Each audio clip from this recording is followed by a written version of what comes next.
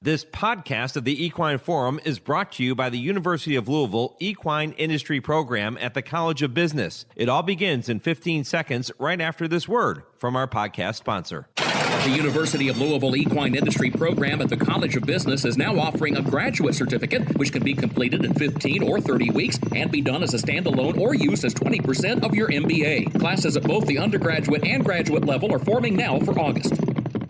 This is HRRN, horse racing's voice. And America's horse has opened up. It's American Pharoah with that majestic stride, pouring it on through the stretch. Keen Ice runs into second. American Pharoah, the party continues as he rolls home in the Haskell. Mike Smith takes a peek back for the competition, and it is Sky Beauty now in front by 3 with a furlong to run here. Future Pretense is mounting a late challenge on the outside. Now Smith resorts to the whip on Sky Beauty. Future Pretense looking for a big upset. Sky Beauty and Future Pretense, and Sky Beauty holds to win by a half length. Welcome to the Equine Forum, presented by TwinSpires. And it's Lexi Lou and Patrick Husbands in the last eighth of a mile. They have opened up 2.5 lengths. Final 16th. Lexi Lou, a no doubt about it winner of the Woodbine Oaks Comet 4 on the line. Kristufek joining Paramount Prince, and then Simcoe, Velocitor, Cool Kiss, and Philip My Dear starting to run on. Paramount Prince dashed right away, and it is Patrick Husbands, and Paramount Prince has absolutely blitzed them. Paramount Prince, head on the chest, has absolutely canted in to win the plate trial. Now here's Mike Penna. Good morning once again, everyone. Mike Penna, Baron of the Backstretch, welcoming you to another edition of the show that launched a network. It is the Equine Forum, and it is all presented by our friends at TwinSpires right here on the Horse Racing Radio Network. As always, happy to have you with me right up until 11 a.m. Eastern on Sirius 162, XM 207, our affiliates in Lexington, Louisville, and across the country, and streaming worldwide and podcast on our website, horseracingradio.net, or wherever you listen to your podcasts. Which morning line favorite is most likely to win today? Torpedo Anna or Mindframe? Torpedo Anna, a massive favorite in the Coaching Club American Oaks, and on paper, it is her race to lose. Mindframe, the morning line favorite in the Haskell at Monmouth for Todd Pletcher. That's my poll question today. I want to know which morning line favorite is most likely to win. Torpedo Anna, Mindframe, and then I'm going to give you a couple of other categories. Both will win, or neither will win. I think that makes it a little more interesting. You can go to @HRRN on Twitter. Horse Racing Radio Network is our Facebook page. You can cast your votes on either one of those two platforms. And if you don't do social media, email the show, mike@horseracingradio.net. I think the assignment is easier for Torpedo Anna. But then again, she isn't just facing her 4 rivals in today's Coaching Club American Oaks. She also has to contend with a racetrack which has a long history of seemingly improbable upsets. There's a reason Saratoga is referred to as the graveyard of favorites or the graveyard of champions. Some people buy into it, some people don't. But it's happened often enough where I think there's something to it. If you recall, the 4 most notable upsets in Saratoga history: Man o' War being handed the only loss of his 21-race career by upset in the 1919 Sanford. And then you had Triple Crown winner Gallant Fox in 1930, defeated by 100-1 outsider Jim Dandy in the 1930 Travers. Secretariat in 1973, going down to defeat in the Whitney to the Giant Slayer, Alan Jerkins, and Onion was the name of the horse that beat Secretariat that day. And then Keen Ice, trained by our very own Dale Romans, knocking off Triple Crown winner American Pharoah in the 2015 renewal of the Travers Stakes. So it's legit. It is justifiable for a racetrack like Saratoga to be known as the graveyard of favorites. And listen, favorites get beat every single day in this game. So it's not like it only happens at Saratoga. But there have been some high-profile, highly unlikely upsets that we've seen over the years. It doesn't appear on paper as if Torpedo Anna is going to lose that race today. But she'll have to run against that history, and her assignment isn't nearly as daunting as Mindframe in the Haskell, and that's saying something. When you look at the horses that are going to line up against Torpedo Anna, and I know it's a small field, but Todd Pletcher, who you're going to hear from later in the program, right around 9:20 Eastern, he took time to visit with me yesterday afternoon to talk about his runners in all the stakes this weekend pretty much. But he'll send out Candied, and he'll send out Leslie's Rose to try to topple Torpedo Anna. Both of those horses are Grade 1 winners. So when I say the assignment is easier for Torpedo Anna, that's really a compliment to her. She has been that good, that dominant. Nobody seems to be in her league right now, and you're talking about having to face 2 Grade 1 winners, and I'm saying she has the easier assignment. Look what Mindframe has to tackle in the Haskell. And we're still awaiting word, by the way, whether or not Fierceness is going to go. Todd told me in that conversation that it all depends on whether or not Mindframe is ready to roll this morning for the Haskell. And if he is, then Fierceness will stay in Saratoga and go for the Jim Dandy next weekend. But Mindframe has to face Dornock, who beat him last time out in the Belmont. Let's not forget about that. I don't think Dornock is getting, even though he's about 5-2 on the morning line, I'm not sure people are talking about Dornock the same way they're excited to see Mindframe. Timberlake, winner of the Rebel Stakes earlier this year. And Tuscan Sky, a dominant winner of the Pegasus. We know he loves that racetrack. Brad Cox trains Timberlake. He's also going to be with me here this morning. Plenty of star power on today's show. Brad Cox going to be with me at 8:15. Again, Todd Pletcher coming up at 9:20. Stay tuned for those two conversations. And I'm going to spend plenty of time here today handicapping all of these race cards that I'm talking about. And I'm going to look at the King's Plate preview day at Woodbine later this afternoon. And I'm going to do that with Woodbine analyst Jeff Bratt, who will be here in the first hour at 8:35. Monmouth handicapper Brad Thomas at 9 o'clock. Retired jockey Rajiv Maragh, who is now working as an analyst for NYRA and for Fox Sports on the TV side of things, is going to be with me at 9:40 to talk more about the card at Saratoga. Maybe you think both horses are going to get beat today. Maybe you think both horses are going to win today. Again, that's my poll question this morning. If you're just tuning into the program, you missed the first few minutes. Which morning line favorite is most likely to win today? Is it Torpedo Anna and the Coaching Club American Oaks, Mindframe and the Haskell? Both will win, or neither will win. Those are your choices at HRRN on Twitter, Horse Racing Radio Network on Facebook, or email the show, mike@horseracingradio.net, to let me know your thoughts on that topic.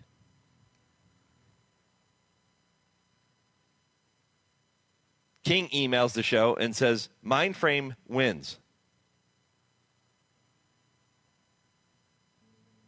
And he said he believes Candied gets Torpedo Anna. So for him, it's Mindframe. Emailing the show, another way to weigh into the question. King, we appreciate it. What type of odds could you get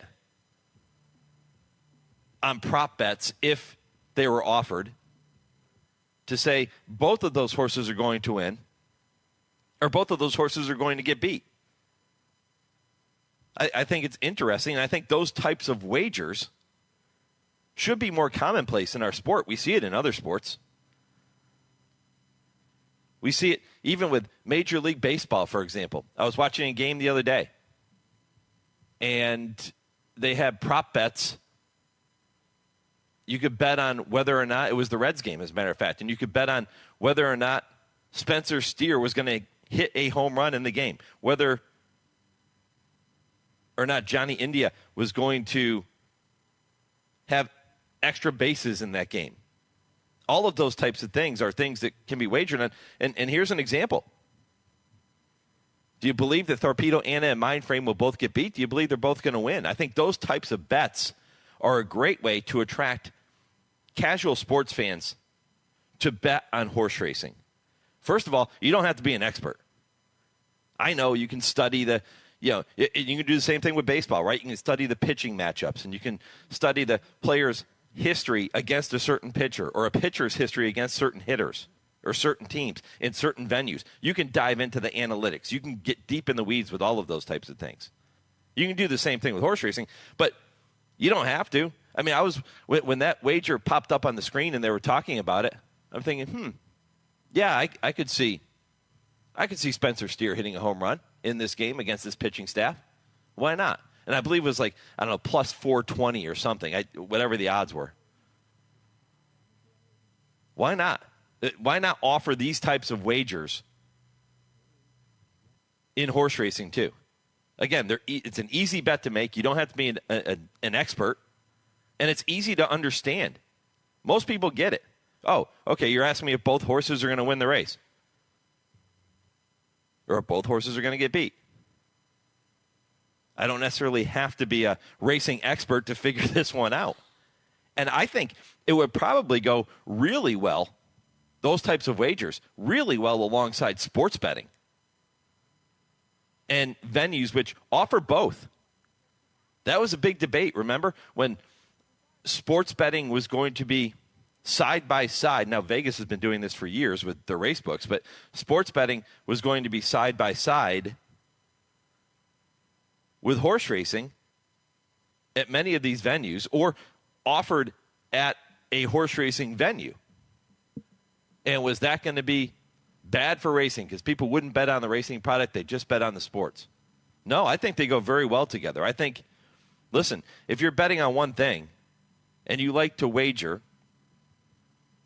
if I'm in Vegas and I go to a casino and I'm playing horse races, if I see a ball game on and I'm looking at the odds up there on the board and I see a ball game and I'm thinking, man, the Yankees can beat that team today.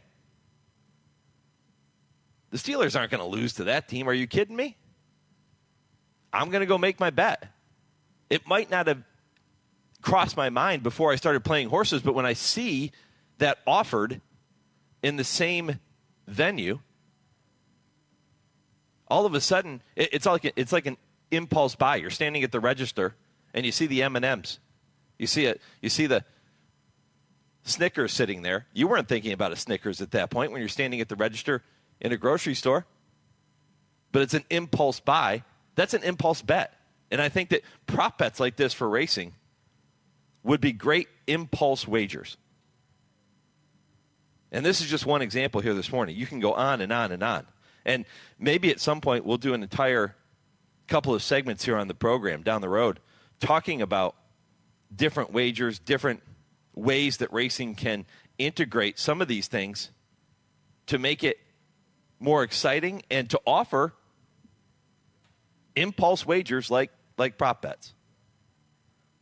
I don't know. I think it could be really cool. But make sure you let me know your thoughts on that poll question here this morning. I'll run down the full lineup for you. Brad Cox coming up after this first break in just a couple of minutes. Jeff Bratt from Woodbine, 8:35. Brad Thomas from Monmouth at 9 o'clock. Todd Pletcher at 9:20. Rajiv Maragh, 9:40. 10 o'clock Eastern begins hour number 3, and it begins as it does every week with the TwinSpires Triple Play. This week it is Joe Kristufek, who has 3 races you can keep an eye on. Kurt Becker's Stroll Through Racing History coming up at 10:20. Different type of story this week. Kurt didn't focus on a horse. He focused on a racing venue. And you're going to learn something when you listen to that story. I promise you that. I did. You're going to learn something.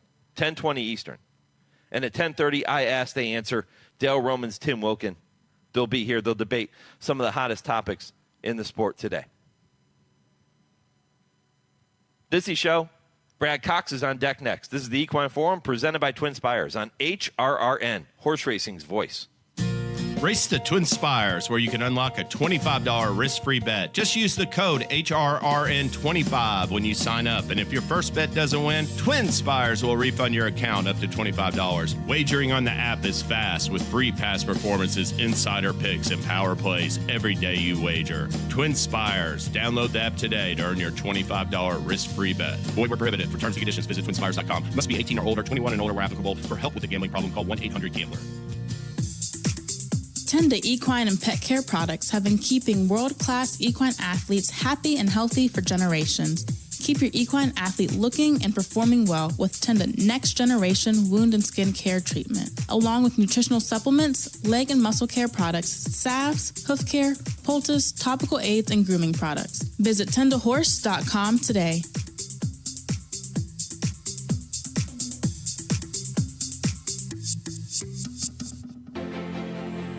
There are thrills around every turn at Gulfstream Park with heart-pounding horse racing action Thursday through Sunday. Join us in Ten Palms Restaurant for an elevated view of the track or take in the races at the Carousel Club, trackside. Come out on Saturdays and enjoy high-quality stakes races and join us all summer long for an expanded event schedule. Simulcast opportunities 7 days a week. For reservations, tickets, and more, head to GulfstreamPark.com. You're listening to the Equine Forum on HRRN, presented by TwinSpires. There goes Timberlake and the WinStar White. He's cut about 4 wide off the turn. Just Steele going to be deep at the top of the lane. He's 5 wide off the turn. And Common Defense trying to slip through down at the rail. He's going to find the narrowest of openings. Timberlake on the outside roars to the front. Common Defense trying to pull off the upset. And Northern Flame, Timberlake drifting to the center of the track. But he's clear, coming on Common Defense. But Timberlake's going to do it. And Timberlake and Christian Torres win the Rebel by 2 in a nice effort to kick off his 3-year-old season. Common Defense was second, Northern Flame third, Photo for fourth. Welcome back to the Equine Forum, presented by TwinSpires on this Saturday morning. Mike Penna, Baron of the Backstretch, with you as always, right up until 11 a.m. Eastern. Plenty of great content coming up on today's show, loaded with star power, including Brad Cox, who is set to join us momentarily to talk about Timberlake. You just heard that call of the Rebel Stakes earlier this year. Brad's a busy guy. It's not just Timberlake in the Haskell, and we're excited to see what he can do on his return. But he'll have Highland Falls going in the Monmouth Cup Stakes, which is a couple races prior to the Haskell, and then Idiomatic in the Molly Pitcher, trying to make amends for that narrow defeat last time out to Randomized in the Ogden Phipps at Saratoga on June 8th. That was a tremendous race, wasn't it? Randomized is, on her day, very, very, very, very good. And we know how good Idiomatic is, the defending champ in this division. And they both ran their eyeballs out. So Brad Cox will be busy on the Jersey Shore later today. We'll talk about Timberlake, we'll talk about Idiomatic, and about Highland Falls as Brad is here with us now. Brad, good morning, my friend. Good morning, Mike. Thanks for having me on. Yeah, no problem. We just heard the call of Timberlake. We'll get to him in a minute, but let's go in order here, and let's talk about Idiomatic. This is a mare that came back in the La Troyenne, just dominated the field that day, and then runs her eyeballs out in the Ogden Phipps and comes up just a head short to Randomized, who we know on her day is really, really good too. So walk me through what you've seen from her throughout the year. Well, she obviously returned from Juddmonte after a break, and she's been spot on of the mornings. Thought about the Apple Blossom, just didn't really give us enough time. We shipped her from the fairgrounds up to Churchill, and thought we'd just run her out of her own stall. Ran a great race. Thought her race in the Ogden Phipps was very, very good. Wasn't really able to overcome the wide trip and the soft pace, but ran a winning race. Very proud of the effort, and she's trained. We brought her back home, Churchill. Trained very well since. Just thought this would be a good race for her in regards to leading up to the personal incident. Kind of keep her ticking over, and she's had 3 works since the Ogden Phipps, and she's trained very, very well. Very excited about what we've seen from her, and hopefully she breaks well today and gets involved, and she can show her real talents. Prior to the Ogden Phipps, the last time we had seen Idiomatic not win a horse race was in the Grade 2 Ruffian May 6th of 2023. Brad, that just seemed to tick her off because all she did after that was rattle off 6 consecutive wins. Do you see the same scenario unfolding here? Well, yeah, I mean, I certainly do, or I wouldn't be here. I mean, she's obviously a very nice filly. We're not going to run her unless we feel like she's on top of her game, and I feel like she's as good as she's ever been. We'll see later today, but very happy with what she's done since the Ogden Phipps, and this is a nice race. This is a great weekend of racing here at Monmouth, and it's good. It's nice to be a part of. We've had some luck in the Haskell in the past, and hopefully we can have a great day overall. What kind of mare is she to train and to be around? She's really cool. I actually walked her this morning myself, and she's classy, very, very classy. She likes attention, but she's not over the top.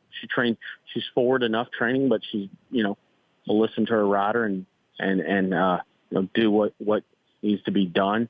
But I think that's probably the one word that sums her up best, just class. She's very, very classy to deal with.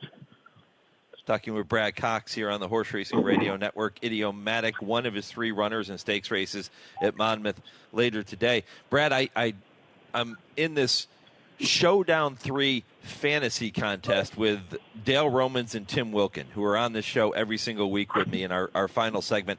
And last week we did our fantasy draft. We drafted 5 horses. My top pick in the draft was Idiomatic. I think that much of this mare. And we're awarded points if they win, if they come in second, or they come in third. Mm-hmm. So am I going to get my full allotment of points for a victory later today?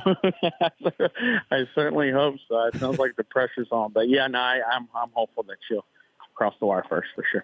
I'm also cheering hard for Timberlake, by the way, because Tim Wilkin has a couple of horses in the Haskell. Dale and I do not. Nobody drafted Timberlake, so if Timberlake wins, that's great for everybody. So I'm cheering hard for Timberlake. Balances it out a little bit for you. I hope so too. Let's go there, and then we'll double back to talking more about Highland Falls. But let's talk about Timberlake and what you're seeing from Timberlake. He's trained really well. He had a little setback after the Arkansas Derby. We gave him a little time. He come back. Sure, he's been training really well. He had a great gate work 2 weeks ago with a horse named Federal Judge. It's actually in today at Saratoga. It's very, very fast, nice horse, gelding that's coming off a layoff. And they worked heads up. It was a really good move. Thought they both got a lot out of it from a fitness standpoint. And I think they're both ready to roll. And I think Timberlake, given the right trip, can get to handle the mile and an eighth. He's obviously a Grade 1 winner at the mile distance at the age of 2. And looking forward to getting back in action today. His win in the Rebel Stakes was rock solid. I believe you and I talked, if it wasn't before, it might have been right after that race leading into the Arkansas Derby. And you were excited after that performance. Yeah, for sure. I mean, he's actually been a horse we've been excited about, I think, since the first time we ever raced him at Keeneland as a 2-year-old. He's kind of stepped up every week. He steps up every week. He works well. He's kind of a easy horse to identify as a good one. And, he's a Grade 1 winner, multiple grade stake winner. And, hopefully we can add a Grade 1 to his resume at the age of 3. Look, it is a tall task. It's a big ask, but he's a big horse. And, we think that given the right trip in the race and layout, he can, get the job done. Was this the goal all along, to get him back for a race like the Haskell?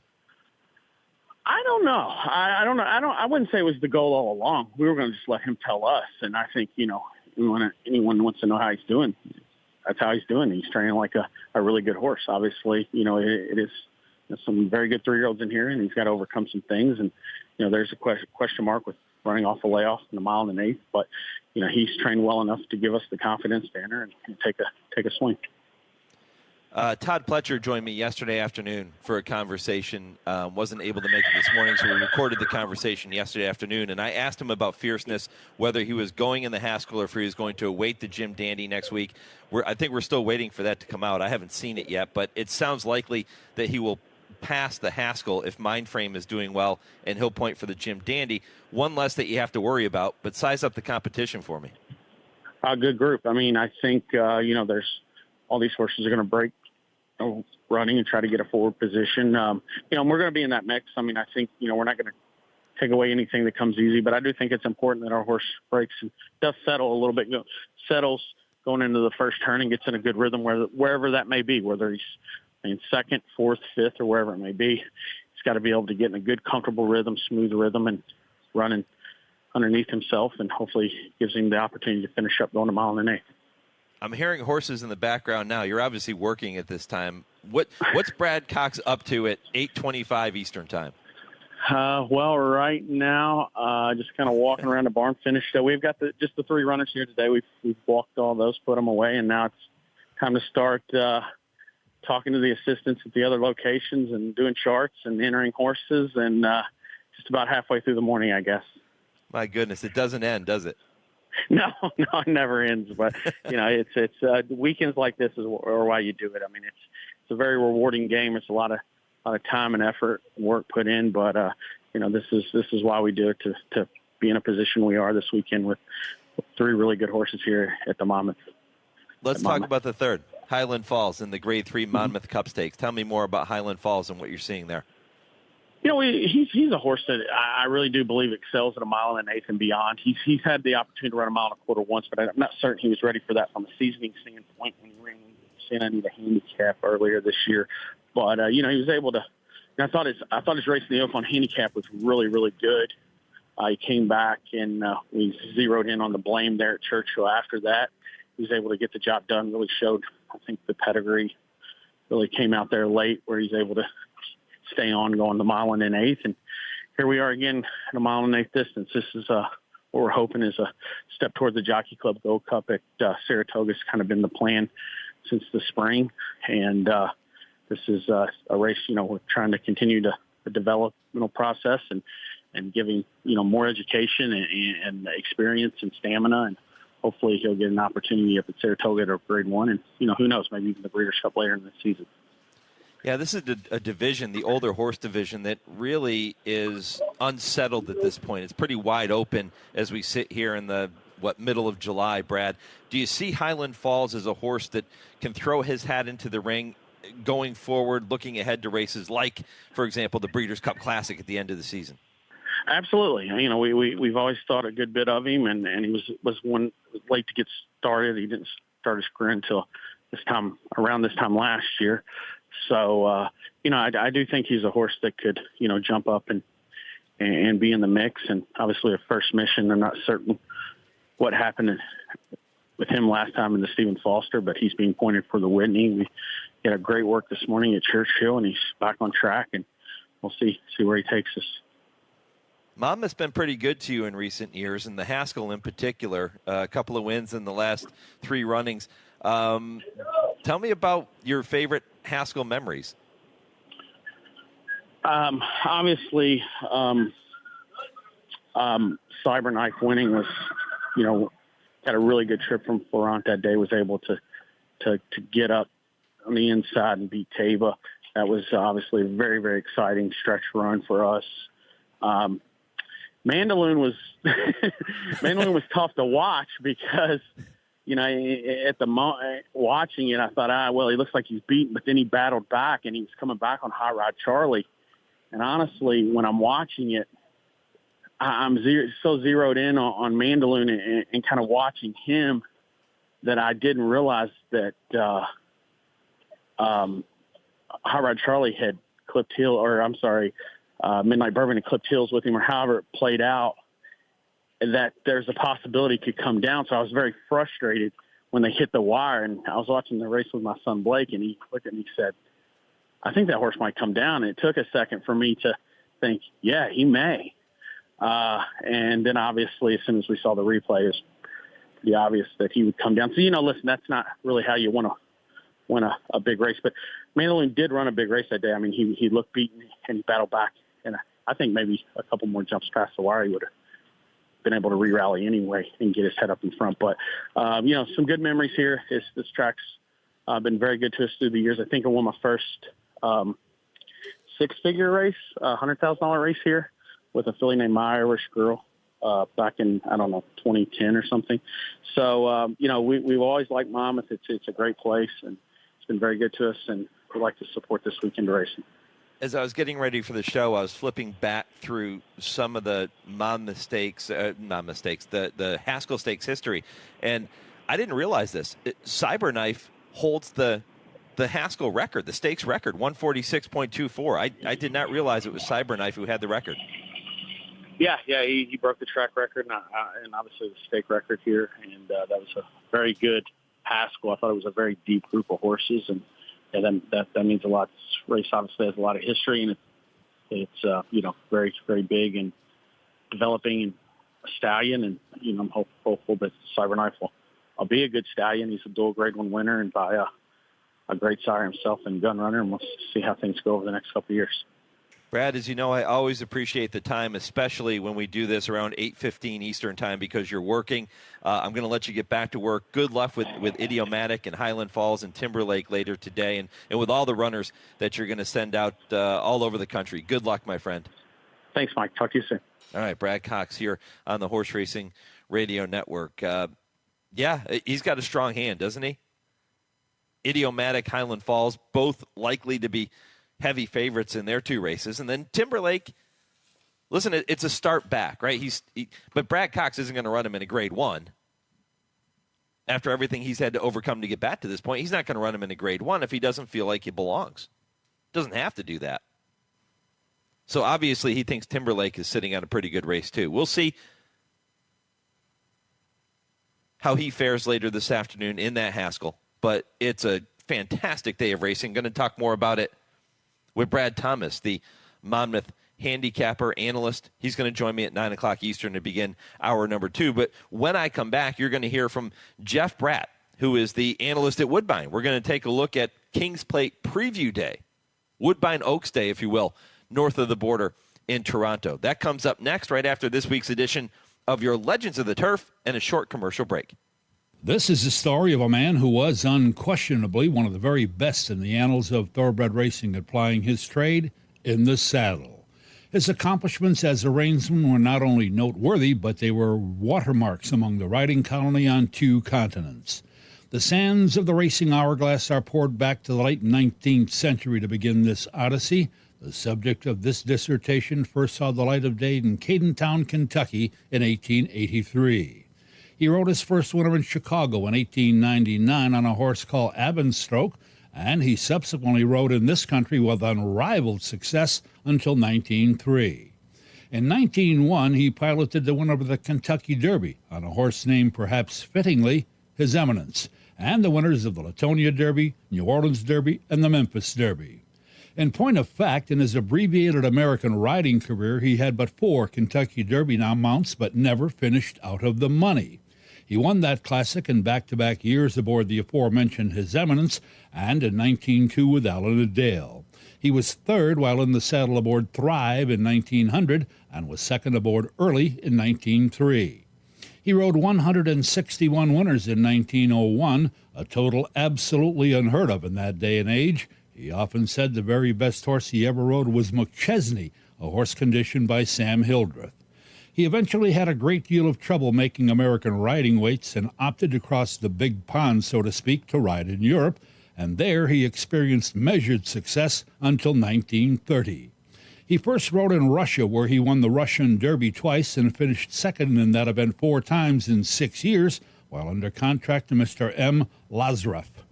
From 1910 to 1912, he rode in Austria-Hungary for Prince Lubomirski. He then returned to Russia, where he rode from 1913 to 1917. He won the Russian Derby 3 years in a row, 1914, 1915, and 1960, for Leon Montchev, who at the time was one of the wealthiest men in the country. Our man left Russia in 1917 at the inception of that nation's revolution being led by Messrs. Trotsky and Lenin. When he was to leave that country, he went to bid his friend what was to be a fond farewell. Many years later, in 1941, he learned that his friend and benefactor, Mr. Montechev, was washing cars at that time for the Nazis in Paris. The story of our subject's escape from Russia in 1917 would provide more than ample fodder for Jean Le Carre novel. Many times before escaping to Poland, he crawled on his hands and knees for hours to avoid being shot at by the Bolsheviks. In 1920, he left Warsaw for Paris, and he wound up there riding for Mr. Mantechev until 1926. He rode his last race in 1930 at the age of 47. Compositely, he rode over 2,300 winners in this country and in Europe, and he once rode 8 winners out of 11 mounts in Moscow. The vast majority of his victories were scored aboard 2-year-olds because he always hustled them out of the gate, rated them, and then saved something for the finish. European riders, on the other hand, went hell-bent for leather throughout and had nothing left at the end. He always felt, although never able to explain why, that collectively, Australian riders were the best. Our man turned to training in France in the 1930s with horses in training at Maison Lafitte near Paris. When the Second World War broke out, he was forced to disband his stable, and he turned his property over to the French government, which quartered 200 soldiers there. Then, after France's quick defeat, he was forced to quarter Nazi soldiers. On February 25, 1941, he began another portion of his international odyssey that brought him first to Spain, then to Portugal, and finally back to his native America. Having been in Europe for some time, he was fluent in French, German, and Russian, in addition to English. He passed away in 1941 at the nonagenarian age of 91, with not only fond memories of the turf on 2 continents, but with a cumulative riding record that by any measure, means, or standards has to rank among the all-time best. His story has the very fiber of what a legend of the world of racing is all about. He was Jimmy Winkfield. You're listening to HRRN, Horse Racing's Voice. Race to TwinSpires, where you can unlock a $25 risk-free bet. Just use the code HRRN25 when you sign up. And if your first bet doesn't win, TwinSpires will refund your account up to $25. Wagering on the app is fast with free past performances, insider picks, and power plays every day you wager. TwinSpires. Download the app today to earn your $25 risk-free bet. Void where prohibited. For terms and conditions, visit TwinSpires.com. Must be 18 or older, 21 and older where applicable. For help with a gambling problem, call 1-800-GAMBLER. Live racing at Ellis Park runs July 4th through August 26th with the first post of 12:50 p.m. Eastern, Saturday through Monday. Highlights include a record $3.7 million in stakes purses across 18 races, including Kentucky Downs Preview Weekend, August 3rd and 4th, and Ellis Park Derby Day on Sunday, August 11th. Average daily purses are more than $615,000. For more information, visit ellisparkracing.com. Purses powered by the Kentucky Thoroughbred Development Fund. They're off in the Kentucky Derby. His sire is one of the most exciting young stallions in the world. His dam has become one of the most important broodmares in the industry. And on the first Saturday in May, his genetic brilliance shined brightest on racing's biggest stage. They come into the final 16, and it is going to be Mage to win the Kentucky Derby. Mage, standing at Airdrie Stud. Think about it. You're listening to the Equine Forum on HRRN, presented by TwinSpires. Dance smartly. Pat Day now is still motionless. She has yet to do her best running, but now, there she goes. Dance smartly with a sweeping move on the outside is coming toward the lead. Grand Girlfriend also kicks in. Queen is coming hard on the extreme outside now as the field comes down toward the final furlong. Brought to mind with a short lead. Dance Smartly is right there on the outside. Fit for a Queen. Brave at the rail third. Here comes Versailles Treaty, who's kicking in late. But it is Dance Smartly. She takes the lead under Pat Day's urging and pulls away here by 2. It is Versailles Treaty, but is too late and not enough. And it is Dance Smartly who strides under the line, undefeated this year, and the undisputed queen of racing on this continent. Welcome back to the Equine Forum. Mike Penna, Baron of the Backstretch, with you on this Saturday morning. And a great performance by Dance Smartly, winning the Breeders' Cup Distaff. That was back in 1991, and it was Tom Durkin with the call of that race. Prior to that, she won the Canadian Oaks, which is now known as the Woodbine Oaks. She took the Queen's Plate. She won the Prince of Wales, the Breeders' Stakes. That is good for the Triple Crown in Canada. She is fantastic, and she is remembered on this particular day as we get ready for the Woodbine Oaks, the Plate Trial, a huge day at Woodbine, looking ahead to the King's Plate, which comes up in just about a month's time. And who knows better what this day is all about and what these races entail than Jeff Bratt, who is the analyst and handicapper at Woodbine, and he's with me now here on HRRN. Jeff, good morning. Mike, thank you so much for playing that. That is my favorite horse of all time, and it gives me absolute goosebumps every time I hear that race call. I remember when she came down the stretch, she would always have her head kind of cocked towards the grandstand just to make sure that all the fans saw her. And I don't think we have a Dan Smartley in this year's field, but they're pretty tough to duplicate. But what a great trip down memory lane. Great to be with you yet again. Yeah, happy to have you on board and looking forward to talking about the races today. And then we'll be on site at Woodbine for the King's Plate coming up on, I guess it's August 17th, correct? Yep, correct. Yep. I look forward to seeing you there.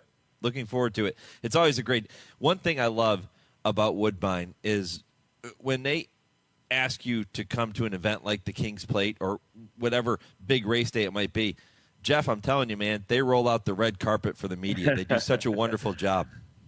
Well, we're known for our hospitality north of the border, so I'm glad to hear you say that. And we always appreciate the coverage that you give us. You've been a great supporter of ours for many years. And whenever I see your number come up on text, I know that we must be on the cusp of a big day of racing, and today is no exception. The Plate Trial, the Woodbine Oaks, the Connaught Cup, and the Trillium Stakes, all part of a tremendous program at Woodbine this afternoon. Let's kick it off with the Plate Trial. We'll kind of take them in order. Tell me about some of the big storylines there. Well, you have the current King's Plate favorite. He's been the favorite for, I don't know, a year and a half now. Yeah. And his name is My Boy Prince. And, he's got to be dethroned. The question mark with him eventually, I think, is going to be the distance. And this is going to be his longest race to date. He's going to be going 1 mile and an eighth. He's obviously been flawless in his Woodbine races. He ran very well in the Breeders' Cup last season, the Breeders' Cup Juvenile Turf, when he finished third.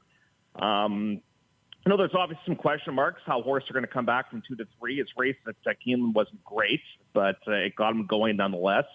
And you know exactly what he's going to do. He's going to be forwardly placed in this race, and he's going to try and wire this bunch. It's going to be a low number. If anybody does beat him, I do have a bit of a long shot play for you in this spot. I'm a huge fan of Friendly Ghost at odds of 20-1. This one is owned by Sue Leslie. She's been around these parts for a long time. She's involved with our HBPA here in Ontario. And from a seasoning point of view, I think he's a little bit short, but I might use him on the bottom of my exacted ticket at a big price. But certainly the race does go through My Boy Prince. Yeah, Friendly Ghost, huge, 20-1 on the morning line. Justin Stein gets the assignment yet again. He's been aboard in each of the first 2 tries. Interesting play there, Jeff. Well, I just think, I really think he's light in seasoning. Like, I really do. I don't think this was exactly where they wanted to go. But this time of the year, it's tough because if you are a 3-year-old, we tend not to write straight 3-year-old maiden races. So you have 2 options. You can either go in a race like this, or you have to face older horses going around 2 turns. So they're going to go this route, and we'll see if he belongs or not. So I'm trying to spice up my exacta because I think My Boy Prince will be maybe 1 to 5, 2 to 5 come post time. The horse that is second choice on the morning line in this Plate Trial Stakes is Piper's Factor. Patrick Husbands will be aboard 7-2 on the morning line. What are you seeing from Piper's Factor? Boy, he is Mr. Jekyll, and Dr. Hyde, isn't he? Like, he is. He's hit or miss. When he's good, he's really good. I mean, he beat older horses back in May, and then last time in the Marine, he never picked up his feet at all. Now, Kazushi Kimura usually rides the horse. He's now riding at Del Mar, so thus Patrick does pick up the mounts. He's good enough for sure. His consistency is just so concerning. We'll see if he's able to bounce back with a better race. All right, well, that is the Plate Trial, and it is the first of those 4 stakes races run in succession. Race number 6, post time 3:36 Eastern. It will be followed by the Grade 3 Trillium, which is a 1 mile and a 16th event on the all-weather surface. It is for the fillies and mares. Tell me a little bit more about this race. Well, I mean, the humans and the horses are the story for this race. We have a young rider by the name of Pietro Moran. He is the son of David Moran. He won 4 races on Thursday's program here at Woodbine. And he won his first stake race and the first stake he was ever in the Bell Mahone Bowl in Fashionably Fab, and he gave the horse an absolutely perfect ride on that day. So they're going to have a bit of a rematch here. Our Fashionably Fab and Solo Album will finish second in the Bell Mahone. And then also in the spot, you have Jack Sisterson represented with Ocean Club. You've got obviously Cassie represented as well, Forever Dixie. But I'm going to go towards Solo Album. I think the pace was a little hot last time out, and that might have cost her a little bit. She doesn't necessarily need the lead. I think she can sit just off it as well. So I'm going to go towards Solo Album. But keep an eye on this young rider, Mike Pietro Moran. He's a very, very talented young man. I love it. It's such a cool thing when you start to see some of these young riders or young trainers in the game emerge and begin their careers and really start to have an impact on the bigger levels. It's really cool. It makes me feel a little bit old, Mike. Because I remember when they're riding around the racetrack with their dads, and all of a sudden they're riding horses. It's like, wow. It is really cool. I know it's a great family as well. So, yeah, you're right. And we need all kinds of young people in the game, so it's terrific to see. Do you give any shot at all to the Graham Motion trainee, 5 Towns? I do. So the one thing here that's a little bit different down in the States is here in stake races, you can run on Lasix. And this horse does get on to Lasix here today. And you look back and, on Lasix at Gulfstream, the horse ran well, and including the last start with finishing second. And the huge thing that Graham's got that I really, really like is he trains down at Fairhill, which has a synthetic train surface. So it's not like this is going to be a totally brand new experience for the horse. In fact, the horse is a perfect 2-for-2 on the synthetic surface in England. So, yeah, no, I absolutely give a shot to 5 Towns. Well, we moved from the Grade 3 Trillium, a mile and a 16th on the all-weather, to a 7-furlong turf event, the Grade 2 Connaught Cup, which is race number 8, 4:56 Eastern is the post. Number 1, Flag of Honor, 7-5 on the morning line, figures to be quite a handful. What is so awesome about this sport is you just never know where horses are going to come from. Here's an Australia horse that all of a sudden finds his way to Woodbine, and since coming to Woodbine, he's a multiple stakes winner, and all of a sudden he's emerged as the best sprinter in Canada. And he's had Emma Wilson aboard, he's had Kazushi Kimura aboard, and Wilson will be back aboard here today. And an interesting thing, too, Mike, is all these races at this point have taken place on the synthetic. You look at what the horse has done in Australia, they've all been turf races, so clearly the race does go through that one. I'll give you a bit of a wild card in this race, and I'll give you 2, actually, because Cruden Bay, all of a sudden, the number 2 woke up with a big race last time out. I don't know if that was like a one-hit wonder, if the horse could duplicate it. And Ironstone, the number 4, he is one of the coolest horses on the grounds here at Woodbine. He can do pretty much anything well, and he comes off a really, really good race. They paid nothing for this horse. He's made $500,000 in the process, so a couple of prices maybe in behind Flag of Honor. How about Saratoga Flash? Going to get some play, 3-1 on the morning line. You know what's so interesting, though, is Safi Joseph, he is so dominant, but he has not won a race yet at Woodbine so far this meet. He is 0 for 13 coming in, so I guess you could say he's due. I thought the race in the Highlander was just so-so. So, yeah, he's with one of his better races. He can definitely get into the mix of things. But it is very interesting that Safi's had not much luck so far here at Woodbine. Talking with Jeff Bratt from Woodbine, previewing the big races coming up later today. Huge card looking ahead to the King's Plate. Again, if you're just joining us, the King's Plate coming up on Saturday, August 17th. Today is the preview for that big day, and it concludes with the Woodbine Oaks, which is always a tremendous race. Quite often we'll see a filly come out of this race and move on to the King's Plate, and fillies have done very well in that race historically. How about this year? You said there's no Dance Smartly. What do we have in the Woodbine Oaks? You have a very equal group in terms of their abilities to this point. This is the best betting race you're going to find anywhere in North America coming up on today's card of racing. It is a race in which you can go in so many different directions. For the first time, I would say, in 3 or 4 years, I think the boys are a better crop than the girls are this year. The girls have had their way with us as of late when it comes to the King's Plate. Look at Moira. Look how well she ran the other day in the Diana down at Saratoga as well. I mean, you can go in so many different directions in here. The question mark horse is the Amos horse, that being Badia. Has never raced on a synthetic surface before. Tom rarely comes up to Woodbine. It's going to be great to see him here. She gets onto Lasix for the first time. She last ran at Prairie Meadows. There wasn't a great pace set up on that day. She's going to be a big price on the line.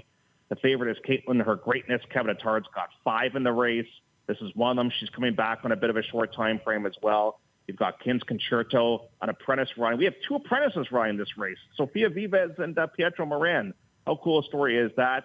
And then my top pick is a big number right now at 12-1, that being Hurricane Claire. I think she's sitting on a really, really big race at a big, big number. So I'm going to go towards Hurricane Claire as my top pick. But Mike, I don't know if you've got a dartboard in that fancy studio of yours, but maybe put up 14 numbers up there and just throw a dart and see where it lands. That's how wide open this race is. What makes you believe Hurricane Claire at 12-1 on the morning line could jump up and run a race worthy of winning the Woodbine Oaks? So when she ran her first start of the season, she was short coming into that race. She had very little foundation into her, and she ran a very good race to finish second and against a future stakes winner and against Little Teddy. And then last time, she just was so professional. She won so easily. She's a horse that has had some success in the past when it comes to stakes caliber of competition that she's going to be facing on the program today. And I just think third start of the form cycle, the way that she's training coming into this race, I just think she's sitting on a really, really big race. I think she's going to run her best race. Whether it's good enough, we're going to find out. But at a big number, I'm willing to take a shot on her chances. All right, that is race number 9 later today at Woodbine. 5:33 Eastern is the post for that one. First post, by the way, 1:05 p.m. For what is a tremendous card. Great betting program, too. Jeff, I'll ask you before I let you go, are there any other horses maybe on the undercard or after the Woodbine Oaks that you say, okay, if you're playing our races today, don't overlook this horse? Let's take a look at what we got here a little bit earlier on in the program. I would say that, where can I go for you in here? I'm just trying to find you something that's a bit of a number in this spot. Let's go towards one of the first-time starters in one of these races, shall we? Let's go to race number 3 on the program. This third race of the day, we're going to go 6 furlongs. Kevin Attard's got a first-time starter that I've been waiting to watch, and this horse's name is number 3, Beautiful Crazy. She's an Oscar performance. We all know how good of a start he's off to with his first-time starters. And I think this horse might be able to do some damage in here and might have some future stakes on her horizon. So I'll take a shot with the first-time starter in race number 3, Beautiful Crazy. This is what I love about talking with you, Jeff. I can put you on the spot, throw you a curveball like that. We didn't say we were going to talk about anything other than the stakes races. And, man, you knock it out of the park. I love it. Well, sometimes it looks like a bit of a knuckleball coming in, but we just try to make contact, my friend. You always do. Jeff, listen, I really appreciate it. Any special wagers we should keep an eye on for this King's Plate preview day? I think the big thing that has really gotten going here at Woodbine is the Pick 5. The Pick 5 has really gotten going. It used to be all Pick 4 here at Woodbine, but now it's the Pick 5 that has really garnered a lot of attention. And because we have so many nice 2-year-old races on the program, I think that's the race sequence that you maybe want to play to start off your day. And hopefully you have some success with the early Pick 5, and then you'll have some money for the Oaks coming up a little bit later on. So that wager will start in race number 2. Jeff, good luck at the races today. Really appreciate the visit. I'll look forward to seeing you in about a month. I owe you a beverage when you arrive, my friend. I'm looking forward to seeing you. You don't have to ask twice. We'll do it. Sounds good, my friend. Appreciate it. Jeff Bratt here on the Horse Racing Radio Network. Again, big day at Woodbine, looking ahead to King's Plate Day in the middle of August, 4 weeks from today. Should be a lot of fun to see who emerges as an even bigger star, or maybe even somebody off the radar that emerges as a star looking ahead to King's Plate Day. Should be a lot of fun at Woodbine today. When I come back, I'll get you ready for hour number 2, tell you what's ahead in hour number 3 as well. Stay with me. It's the Equine Forum on the Horse Racing Radio Network. Woodford Feed, where tradition merges with technology. Family owned since 1940 and providing exceptional customer service, Woodford Feed specializes in the highest quality feed, using only the finest ingredients to ensure optimal nutrition for your horses. In addition, Woodford Feed can help with all your farm needs, including field seed, fertilizer, and weed control. So whether your horse is sprinting around the racetrack or has a foal by her side, count on Woodford Feed to provide the quality nutrition necessary to perform at the highest level. Woodford Feed for Sales, Kentucky. The Claiming Crown is returning to Churchill Downs Saturday, November 16th. Make plans to be part of the Claiming Horse version of the Breeders' Cup, showcasing 8 Claiming Crown races offering a minimum of $100,000. Each race will also offer a Kentucky Thoroughbred Development Fund purse supplement for registered Kentucky breds. An invaluable goes all the way up top to win at a length and a half. Eligibility request deadline for the Claiming Crown at Churchill Downs is Saturday, October 26th. Learn more at claimingcrown.com. Retirement can be scary, but only if you're not prepared. That's why AARP created thisispretirement.org. Because unless you've already retired, you're in pretirement, and you still have time to plan. Learn about retirement savings options, potential tax breaks, and how you can build savings over time. Visit thisispretirement.org for free resources to help you customize your action plan and feel the retirement fear disappear. Brought to you by AARP and the Ad Council. Joe Buck and John Smoltz welcoming you back to the City Center Convenience Mart. Well, John, the stage is set for the final transaction. That's right, Joe. Heather's moment has arrived, and you just hope all that training pays off. Heather lays down her purchase, but Randy rings it up as slowly as he can. He is a wily veteran. It gives Heather's eyes the chance to wander. Uh-oh. Yep, she's looking at the cigarettes. There's nothing good back there. Quit now, and in 5 years, your odds of getting certain cancers drop 50%. Meanwhile, Randy's stone-faced. He's giving nothing away. He just stands there, wetting his cashier's finger on that sponge. Heather toes the rubber. Here we go. Heather's arm is in motion. But instead of pointing at the back wall, she just grabs the gum off the counter. That's a slick move. Heather back. She is out of there. Even Randy tips his cap to Heather. Stand Up to Cancer and Rally wants you to reduce your risk for cancer. Go to takeahealthystand.org. Trainer Talk, presented by Fasig-Tipton. Please join me in welcoming Hall of Fame trainer Todd Pletcher. Hall of Fame trainer Nick Zito on Trainer Talk. Welcome Hall of Famer Bob Baffert to the program. Hall of Fame trainer Shug McGahee, nice enough to spend some time with us. Hall of Fame trainer Bill Mott here on Trainer Talk. Dual Hall of Fame trainer Mark Cassie. Trainer Talk, the biggest names in horse racing. Wednesdays, 6 to 7 p.m. Eastern. Sirius 162, XM 207, and streaming live at horseracingradio.net. You're listening to the Equine Forum on HRRN, presented by TwinSpires. Holy Bull's got more left at the quarter pole. 111 and 2 for 3/4. They're turning for home in the Haskell, and Holy Bull has not been let loose yet. He's still on top. Meadow Flight running a game race, but Holy Bull is now set down in the final furlong, and Holy Bull is in front by 2. Meadow Flight has runners all, but Holy Bull is too good, and Holy Bull wins the Haskell. It's Meadow Flight second, and Concern came from off the pace to run third. So there it is. It was Holy Bull under jockey Mike Smith under a hand ride all the way down the stretch. He captures the 27th running of the Haskell. Meadow Flight couldn't get to him late. I love looking back on those types of races, especially when it involves the great Holy Bull, my all-time favorite horse. That was the 1994 Haskell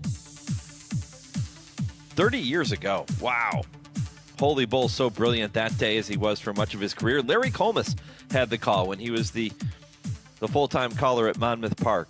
Great look back there. Going to talk more about this year's Haskell with Brad Thomas from Monmouth coming up in just a few minutes. He'll join me to kick off hour 2 at 9 o'clock Eastern. You're going to hear from Todd Pletcher coming up at 9:20, and Rajiv Maragh, who is now working on the TV side with NYRA and Fox Sports. He's going to be with me at 9:40 to tell you more about the card at Saratoga later this afternoon. I thought it was interesting hearing from Jeff Bratt in the previous segment when I asked him for another play on the program, any other race, any other horse that he saw that stood out to him, anything special. And he went to race number 3 on the card today and picked out Beautiful Crazy, the daughter of Oscar Performance. And no surprise there. Now, Beautiful Crazy is making her debut, but you look at what Oscar Performance has done here in 2024. What a ride it's been for our dear friends over at Millridge. Headley Bell, Price Bell, the entire team. Oscar Performance, his son Trickery, let's face it, he appears to be what? One of the most talented, if not the most talented 3-year-old on turf this year with that big win in the Grade 1 Belmont Derby. You're going to hear more from him down the road. And this is nothing new. You look at what they've done with this horse, the way they built this horse to where he is today, the Stallion. It's been incredible. And I remember Dale coming on this show when Oscar Performance had just gotten started with his Stallion career. And Dale was one of the first to say, you know what? He's going to be a star. He's going to be a standout. He can't miss. And right now it certainly looks like that's the case. So I thought it was very interesting when Jeff he could have chose any other horse on the program. He said, nope, first-time starter by Oscar Performance for Kevin Attard. Beautiful Crazy in race number 3. We'll see. And he said he sees plenty of stakes wins in her future. We'll see if he's broken out the crystal ball and if he's a looking into the future properly here was Beautiful Crazy continues throughout her career. We'll see how she does later this afternoon. Update on the poll question for you. And again, you can go to @HRRN on Twitter. You can go to Horse Racing Radio Network on Facebook to cast your vote, or email the show, mike@horseracingradio.net. Which morning line favorite is most likely to win today? Is it Torpedo Anna in the Coaching Club American Oaks? Is it Mindframe in the Haskell? Or do you think both of them are going to win, or that neither of them will win? Those are the four choices. So far, 63% of you saying Torpedo Anna is the most likely to win. 28% saying both of them are going to win their respective races. 6% saying neither. And just 3% saying it is Mindframe who is most likely to win today. Brad Thomas will have some thoughts on that coming up to begin hour number 2 momentarily. Before we get to that, though, I just want to bring this up quickly while I have a moment. If you haven't heard the news, Churchill Downs sending out a press release yesterday afternoon, right around 4:52 Eastern, announcing that they have rescinded the suspension of Hall of Fame trainer Bob Baffert that has been in place since 2021. He is now eligible to run horses at Churchill Downs and all of the CDI properties. So we will see Bob Baffert, assuming he has a 3-year-old to run in the Kentucky Derby on the first Saturday in May next year. We'll see him back in the Kentucky Derby. Been 3 years. I think that's plenty of time. Bob has gone through a lot over the last 3 years, and horse racing fans have not been able to see some of those top 3-year-olds in some of these big races like the Kentucky Derby. So it's going to be great. I like the idea of seeing him back in the Kentucky Derby again, back in those races at Churchill. I think it adds something to it. He always has top runners. And now it increases the quality of those races that we see at Churchill Downs, at Fairgrounds. Good to see. Again, kudos to Churchill Downs, and I'm glad that this is now in the rearview mirror. Hour 2 comes up next right after this 10-second pause for station identification. This is the Horse Racing Radio Network, where racing comes to talk.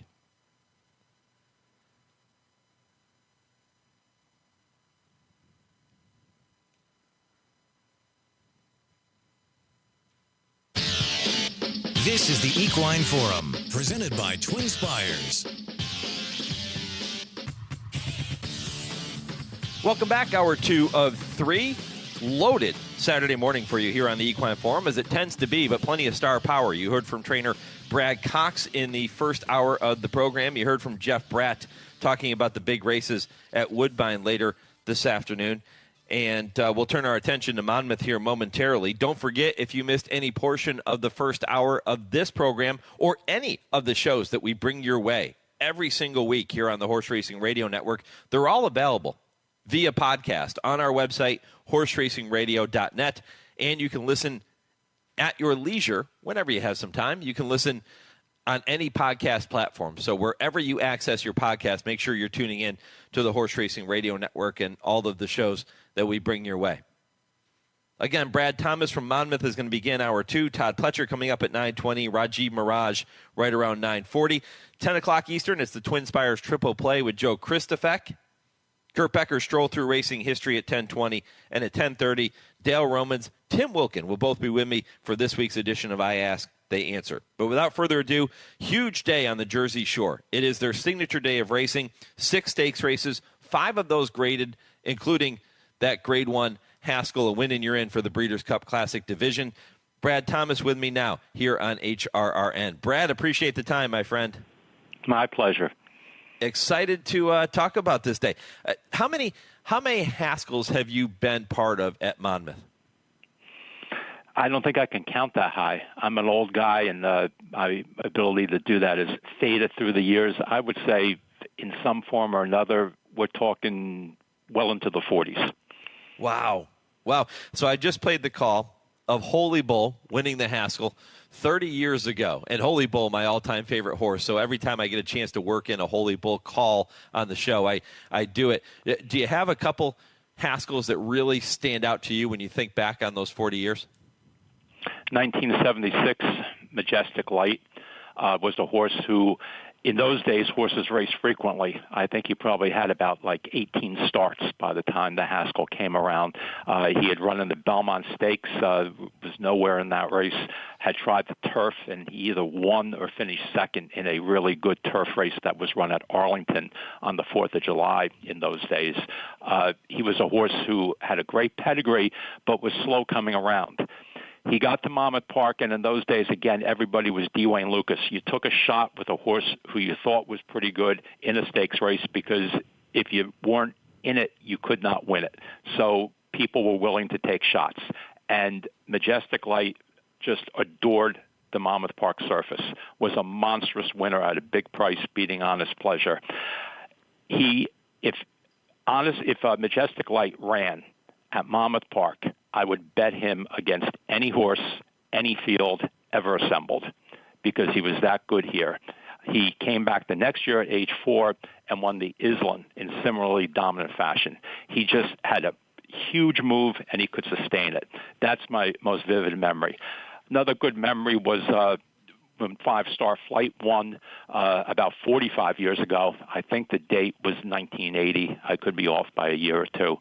That was a horse who was a sprinter stretching out, and he was running. He was a local horse trained by Ben Perkins Sr., and he was running against the 2-year-old champion of the previous year, Lord Avey, who also was a local horse trained by Dan Perlsweek.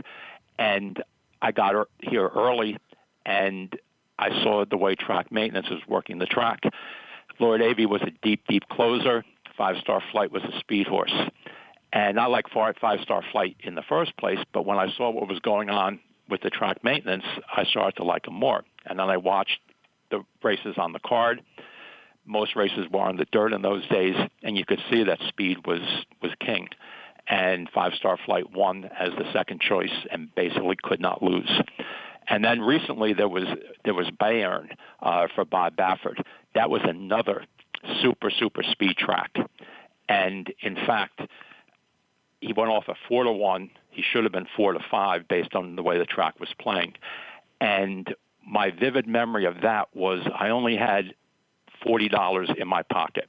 I had a voucher, but I didn't have any cash except $40. And that was going to be my cab fare home after I got off the train, because it would be a late night. But I couldn't get to a machine because everybody was betting. All the windows were 5 or 6 deep, and the automated machines, people were playing. So I saw this one guy betting 10-cent supers at some harness track that I cannot remember. And he had $9 left on his voucher. And this could have taken 20 minutes, betting 10-cent supers with his $9 voucher. And the clock is ticking down. It's 30 seconds to post or going in the gate. I hadn't made a bet yet, of course, because I was busy doing TV, but this is something you had to bet. So I took my $40 and I said to the guy, I will give you $40 cash right now to close this out and get out of here and let me bet. The guy took the $40 and ran so fast you would not believe. I got to the window and I bet my whole voucher on Bayern, and of course he went wire to wire.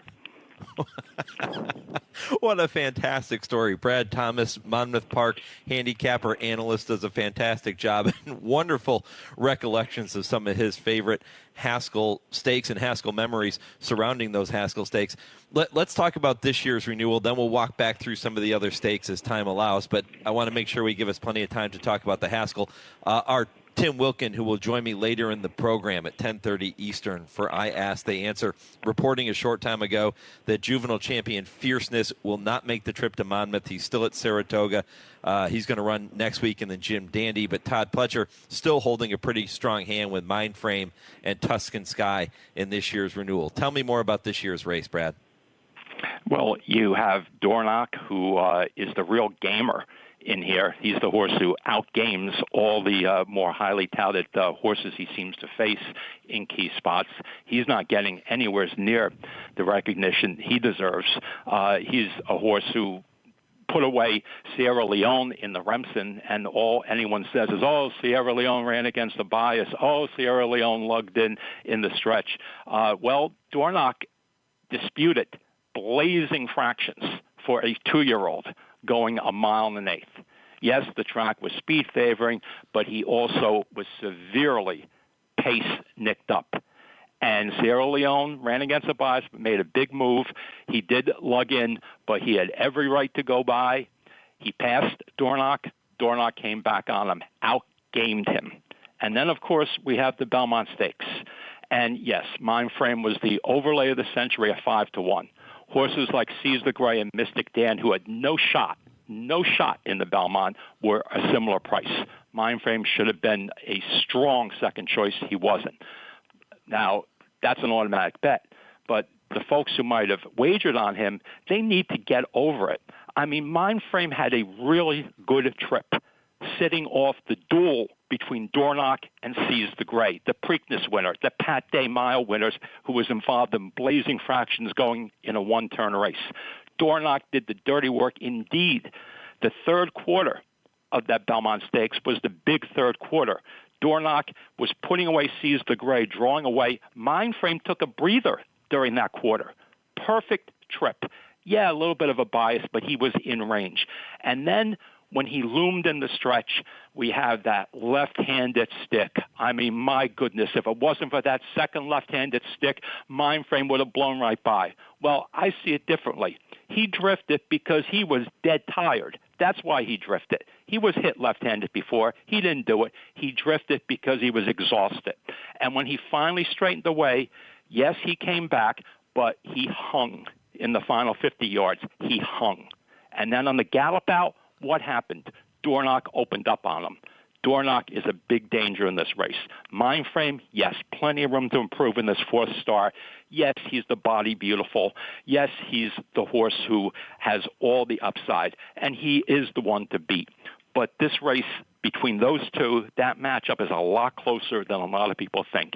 And Tuscan Sky, my goodness, one of the great 3-year-old angles of all time, whether it's in January or whether it's in June, is Blinkers On, a 3-year-old who's shown talent but has been somewhat spotty. And Tuscan Sky flat out freaked with Blinkers On in the Pegasus. And I'll tell you, too, I have seldom seen a horse move so feathery and so beautifully over this Monmouth Park surface. We talked about Majestic Light. He adored the track. Was it 48 years ago? Well, Tuscan Sky adores the track now. And maybe he doesn't have the talent of Mindframe. Maybe he doesn't have the heart and seasoning of Dornoch, but he's the horse for the course. Sounds to me like you, and reading between the lines, Brad, I don't want to put words in your mouth, but it sounds to me like if you're going to pick either of the Pletcher runners to win this race, it might be Tuscan Sky. Oh, absolutely. That's okay. The horse. That's the horse on the day. And I fear Timberlake, too, who I did not talk about, because Timberlake is a horse who does not have to run in this race. He's always been considered a distance horse, a mile-and-a-quarter horse. He's already won a Grade 1. He's owned by stallion people. They have no need necessarily for another Grade 1. They like one as a 3-year-old to further establish value. But he has that Grade 1. You can run in other places to set up the Travers or the Pennsylvania Derby or the Breeders' Cup off the type of layoff he's coming off of. But yet he's choosing to run at Monmouth Park. To me, that means this horse is really, really doing well. Off what he's established so far in his career, he's not of the caliber of these other horses right now. But that was months ago. And maybe the people who own him and train him know something that we don't know. When I see a horse take in an unaggressive spot, I take notice in a negative way. When I see a horse in an aggressive spot that I think is maybe more ambitious than I would have chosen, I also take notice in a positive way. Horse players are always looking for value. And Brad, you just spent time talking about Tuscan Sky and how much you like his chances in today's Haskell. Sea Streak, the New Jersey bred, looking to become just the second Jersey bred ever to win the Haskell Stakes. is 20-1 on the morning line. He was favored over Tuscan Sky in the Pegasus Stakes last time. He was favored over everybody in that race. Got off a bit slow. Didn't end up finishing very well. He was fifth that day. Any chance in the world that C-Streak finds a way to win the Haskell? I don't think he's good enough at this distance. I think the difference between maybe a mile and 70 for this horse and a mile and an eighth at this level is meaningful. But he had no chance in the Pegasus. He rushed up. There was a 5-way speed duel. He was the widest of all. And in actuality, he held better than most horses did out of that speed duel. He was still there turning into the stretch. He was essentially dueling with domestic product for second. The other horses had peeled off already, and he was widest of everybody when he rushed up, and that's what he had to endure. So I could see. I never knock a horse who's a big price. I mean, I guess I did a little bit there, but you have to be very, very careful. If somebody sees something interesting in a horse at a big price, then I have no objections to them taking a shot because, like you said, risk-reward is everything in this game. And what might be in one person's value mix that they look at in the long term, in the continuum of horse race betting, one person's mix might be different than another's. C-Streak at 1,000,000 to 1 would probably not be a bet to me. But to other people, 1,000,000 to 1 or 21 to 1 might very well be a bet. And we both might be successful in the long run, but we both might see this particular situation differently. But C-Streak, I certainly respect him, and he is a really, really nice horse. He just hasn't shown me that he can compete with these horses right now. Post time for the Haskell as race number 12 is 5:44 Eastern time. It's preceded by the Grade 2 United Nations. And Brad, I have about 2 minutes left before I have to get to a commercial break. Share your thoughts on the United Nations, and if there is another race on the undercard of this Haskell Stakes Day that you want to touch on real quick, feel free. Well, firstly, I'll touch on race 9, the Wolf Hill Stakes. I like the 4 Algernon, who won this race last year. Allegon, actually, is his name. He won this race last year. He's had the wrong setups, the wrong rides, the wrong distances in his races this year. Back on a course that he really, really likes with a good draw. I think he has a chance to get the right trip with his wind jockey back on board. The United Nations, Farbridge, Webslinger, the horses who might be the now horses, they're drawn outside in a 3-turn race, even with off-the-pace styles. That's a really hard trip for horses to overcome. Farbridge might have to make a big sweep from last, take his medicine out of the gate, drop back, and then try to blow by without going too wide when the time comes. Webslinger tends to always find trouble. I think this post only means there's more possible trouble for him. Dataman is an improving horse who has a pedigree to appreciate this distance. He might be a little bit of a danger. I don't love him talent-wise against this field. There's other horses who might be a little bit questionable distance-wise. Really tough race for me. I gravitated back to the winner from 2 years ago, Adamo, who's cycling back to form. Really likes firm turf, which is what he's going to get here. Was on a lot of off-turf courses subsequent to his UN win in 2022. His return off a layoff on this course, going a mile and 8 last time out, he was really fresh on the backstretch, squandered some energy there, was forced to settle, which he finally did, and he actually finished decently, was just warming up at the wire. A mile and 8 is too short for him, but he's well drawn, and I think it's interesting that these connections, again, take an aggressive tack with him, running him into Grade 1. They're very, very realistic. If he wasn't at this level right now, I think we would see a softer spot picked out for him. Great stuff from Brad Thomas, live from Monmouth Park here this morning. Brad, really do appreciate the visit, my friend. All the best at the windows later this afternoon. My pleasure. And stay away from those harness superfectas. Enjoy the Haskell. You too. Brad Thomas here on the Horse Racing Radio Network. First post, by the way, coming up at noon Eastern for that Haskell Day program. It should be outstanding. That United Nations is a really good betting race, too. And Brad, always on top of things there at Monmouth, does a fantastic job. My thanks to him for joining me this morning. When I come back, you'll hear from trainer Todd Pletcher, and still to come, Rajiv Maragh looking ahead to the card at Saratoga later today. This is the Equine Forum presented by TwinSpires on HRRN.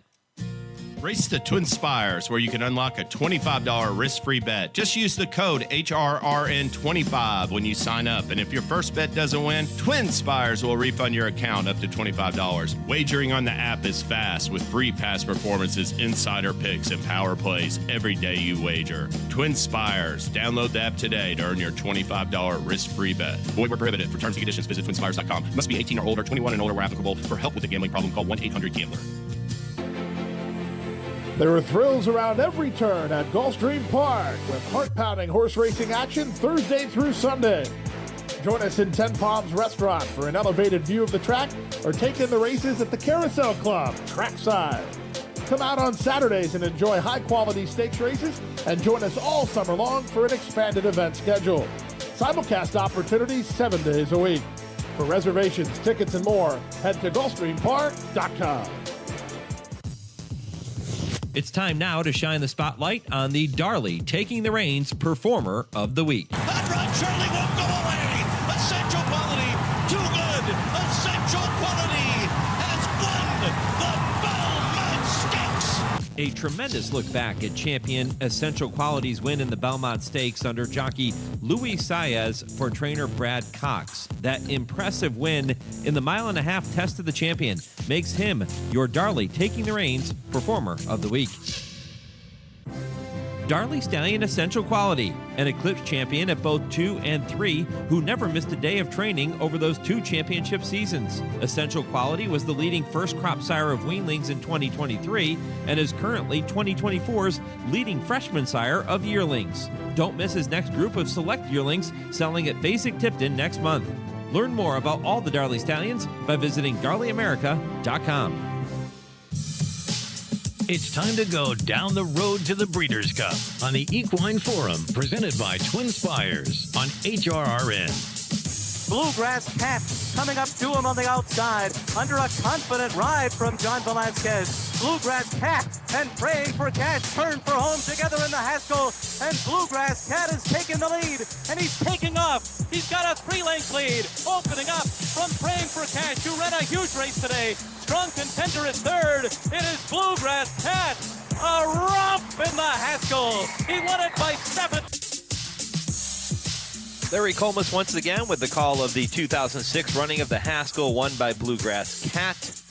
For trainer Todd Pletcher, the first of 3 Haskell wins for Todd. It's been a while, though. Verrazano, his most recent. He's looking to get back to the winner's circle later this afternoon in that Grade 1, punch his ticket to the Breeders' Cup Classic. And Todd caught up with me yesterday for this Road to the Breeders' Cup segment. He is represented by stakes horses, not just at Monmouth, but certainly at Saratoga. He's holding strong hands everywhere, as you would expect from Todd Pletcher. And here's what Todd had to say about his runners coming up later today. Todd, over the years, we have become accustomed to talking about Todd Pletcher playing the role of the hunted, and more infrequently, it seems, the role of the hunter. This weekend, you kind of find yourself in both positions, which I suppose is probably inevitable when you saddle so many horses in major stakes races. Let's start with the Coaching Club American Oaks, where you're going to have 2 chances to topple heavy favorite Torpedo Anna. You'll send out Candied and Leslie's Rose, both Grade 1 winners. The cupboard's certainly not bare. You've got some talent in there. We do. We have some real talent with both fillies, and at the same time, we're in a really tough, giving them both a tough assignment. As Torpedo Anna's been super impressive. So we're pleased with the way our 2 fillies are coming into the race, but we also understand it's going to be a tough one to win. Well, Leslie's Rose has faced Torpedo Anna a couple of times now, the last 2 not going her direction. What's the key to finding a way to get past Torpedo Anna Saturday afternoon? Yeah, that's a good question. I mean, I think, in Leslie's Rose case, she might be the one filly that has enough tactical speed to kind of put a little bit of pressure on. So it's really, kind of be John Velasquez's decision to decide, where he wants to be positioned, how much pressure you can turn up, and at the same time still keep your own filly in her comfort zone. So that's really going to be a jockey's decision on Johnny's part. And with Candy, she doesn't have quite as much tactical speed as Leslie's Rose, so I don't really think we can alter her running style much. She's just gonna need to kind of get that perfect trip to hopefully be coming at the end. Yeah, she's won 3 of 5 lifetime starts. Her win last time out in the Ladies' Secret at Monmouth was impressive. She won the way she was supposed to win that day. What did you walk away from that effort thinking, Todd? Well, it was sort of a backup plan at the end of the day that we ended up there. And, it's pretty rare that we would run a 3-year-old filly against older fillies and mares, this early in the season, but we were sort of stuck on options. And I thought she ran very well, but also the form was flattered when 2 of the fillies came back to finish 1-2 in the Delaware handicap that were behind her that day. So it was a relatively short field, and she was a big favorite, but I think the form's held up really well. You mentioned the tactical speed that Leslie's Rose possesses, and maybe that works in her favor here with the shorter field and Torpedo Anna expected to be the one out in front for most of the way. Her only poor effort, as you know, Todd, came in the Kentucky Oaks. Do you just draw a line through that race and say, okay, big field, tough race, didn't go her way. We know that she has plenty of talent, and let's just see how this plays out coming up on Saturday. Well, we definitely drew a line through it, but the one thing that had concerned us is when we got to Churchill, Leslie's Rose was really training great over the track. She had a really good breeze. IRAD worked her and, loved the work. Thought she handled everything beautifully. And I think it was the Tuesday prior to the Oaks, we had a lot of rain overnight, and we had a sloppy track to train on that morning. And unfortunately, you could see she just did not appreciate the off-going, and she'd been training very forwardly. She's a fairly aggressive filly to gallop, and that particular morning she was just off the bridle and didn't care for it. So when I saw that, I was like, man, I don't think this filly appreciates, a sloppy track here at Churchill. Sure enough, for Oaks Day, we ended up getting a sloppy track, and I was hoping maybe what we saw in the morning, would be different in the afternoon when she got competitive in the field. But it's kind of the same thing. IRAD just came back and said, she didn't handle these conditions at all. It's sweet, Todd, obviously, to win any race, but from a trainer's perspective, is there any difference in the feeling of winning a race where you upset a heavy favorite with a horse that really isn't supposed to win the race, or a race in which you win with a horse who is favored and expected to win? No, I mean, I think when you're in that position where everyone expects you to win, that's more of a pressure cooker situation that really it becomes more of a relief when you do win, if you do win, and certainly a bigger disappointment if you don't. So, those are tough situations. I would think Kenny and his camp are feeling that, expectation to win, and when there's no other acceptable result other than a win, it makes it difficult. So, I think when you're bringing over a couple fillies like we are, we hold them both in very high regard. We like them a lot and expect them to do well, but we're not under the gun so much as they're expected to win. So usually you can kind of be a little more relaxed in those situations. When Dale Romans joins me in a little while with Tim Wilkin toward the end of the program, one of the things we're going to talk about is the year in which Dale finished second to American Pharoah with Keen Ice in the Haskell, and then came back and pulled off the upset at Saratoga. And, of course, everybody immediately starts talking about the graveyard of favorites and the graveyard of champions. I'll put you on the spot a little bit here, Todd. What do you consider to be maybe the greatest upset of your training career? The greatest upset of my training career in a one race that you've pulled off. That we won? Yes. Yeah, one that you've pulled off. Geez, I might need some help on that. I'm trying to think of, a great upset. I mean, one that comes to mind is in the Turf Classic.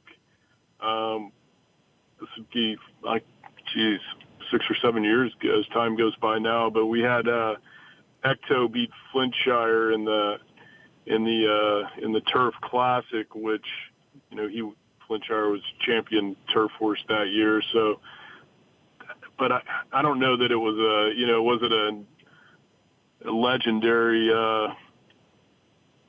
upset by any means. Yeah. I can't think of another one off the top of my head. Not quite Onion over Secretariat. No, not by any means. Keen Ice in his own right was an awfully good horse, but I guess just at that point, no one thought American Pharoah could be beaten by anyone. The race prior to the Coaching Club American Oaks is the Grade 3 Lake George. Monomoh Gold is your horse in there, second in the U.S. debut, and now going to make a turf start for the first time. Tell me more about Monomoh Gold. Well, she's a filly that Gerard Butler, who works with my dad at the training center in Ocala, he purchased for some clients, sent her over to Dubai, and she started off in great fashion. Kind of we're planning to bring her over for the Kentucky Oaks, and the quarantine and the travel situation got very tight, and we ended up getting her in a little bit late and just didn't have time to get her properly, we felt like properly prepared for that. So we were kind of looking at backup plans. We ended up landing, on the Jersey Girl, where she finished a good second. But she has a full sister that's been, winning on pretty much everything, but, especially on the turf has been quite good. So we decided to breeze her on the turf and breeze her in company with an older horse that's running in the United Nations, Emmanuel. And she held her own very well for a 3-year-old filly, against a seasoned older graded stake horse like that. So that gave us confidence that maybe like her sister, she also will handle the turf. And we kind of like the 1 mile part of it. Seemed like a good distance to start to gradually stretch her back out. And she's been doing really well. So we're excited about seeing how she does. Now, the Lake George is race number 10 at Saratoga on Saturday afternoon. Race 11 is the Coaching Club American Oaks, which we just walked through. Let's turn our attention a little further south to New Jersey and the Haskell Stakes. This is where you get to play the role of the hunted, because you'll saddle morning line favorite Mindframe and Pegasus winner Tuscan Sky. A decision coming out, I would assume, Saturday morning on Fierceness. Right. Well, the plan right now is, as long as everything's a go with Mindframe, then Fierceness will stay at Saratoga and wait for the Jim Dandy. We're super happy with the way Tuscan Sky handled the Monmouth track and the Pegasus, and Mindframe coming off the second in the Belmont. We're hoping for a little move forward here. Yeah, both horses fairly lightly raced. Let's start with Tuscan Sky. That effort in the Pegasus, where he drew off to win by nearly 7 lengths, took the field wire to wire, extremely impressive. It really was.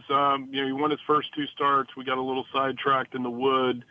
Seemed like putting the blinkers on sort of got him back focused and seemed to move him forward in the Pegasus. So.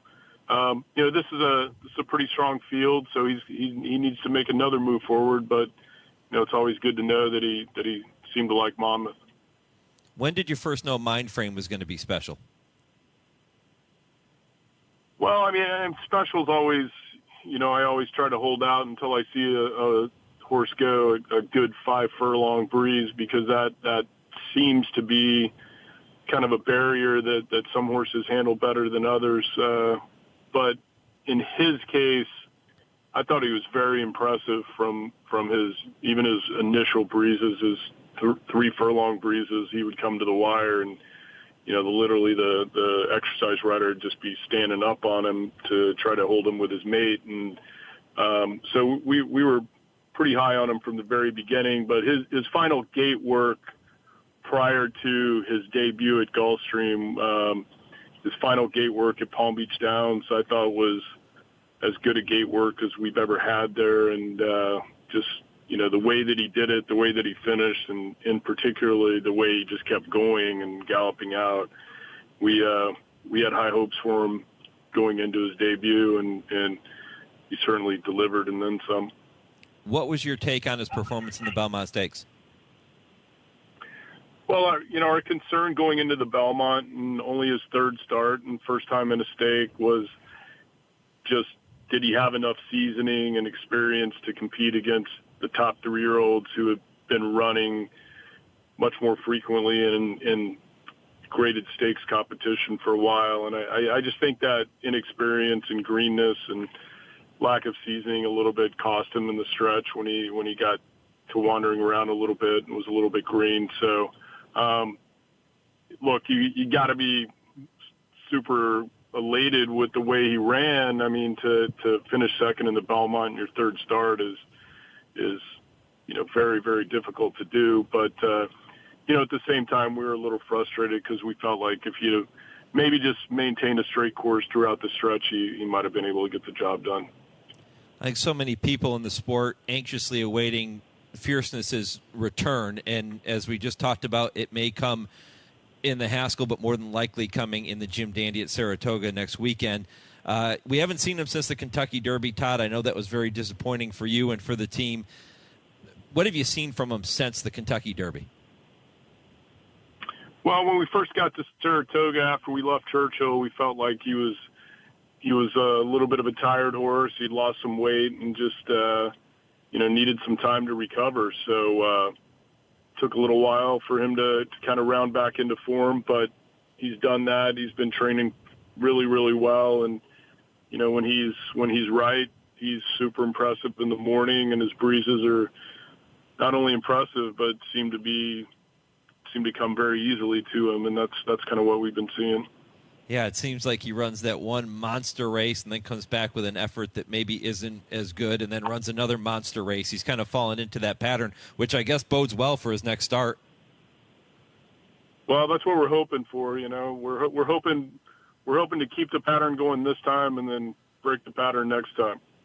I wanted to spend some time talking about the other stakes races at Monmouth with you too, Todd, but I've got to get to a commercial break in a minute. But I do want to ask you this question. As we were coming out of the commercial break, before I introduce the conversation here, I played the call of Bluegrass Cat winning the Haskell in 2006. That was your first Haskell win. What do you remember about that day?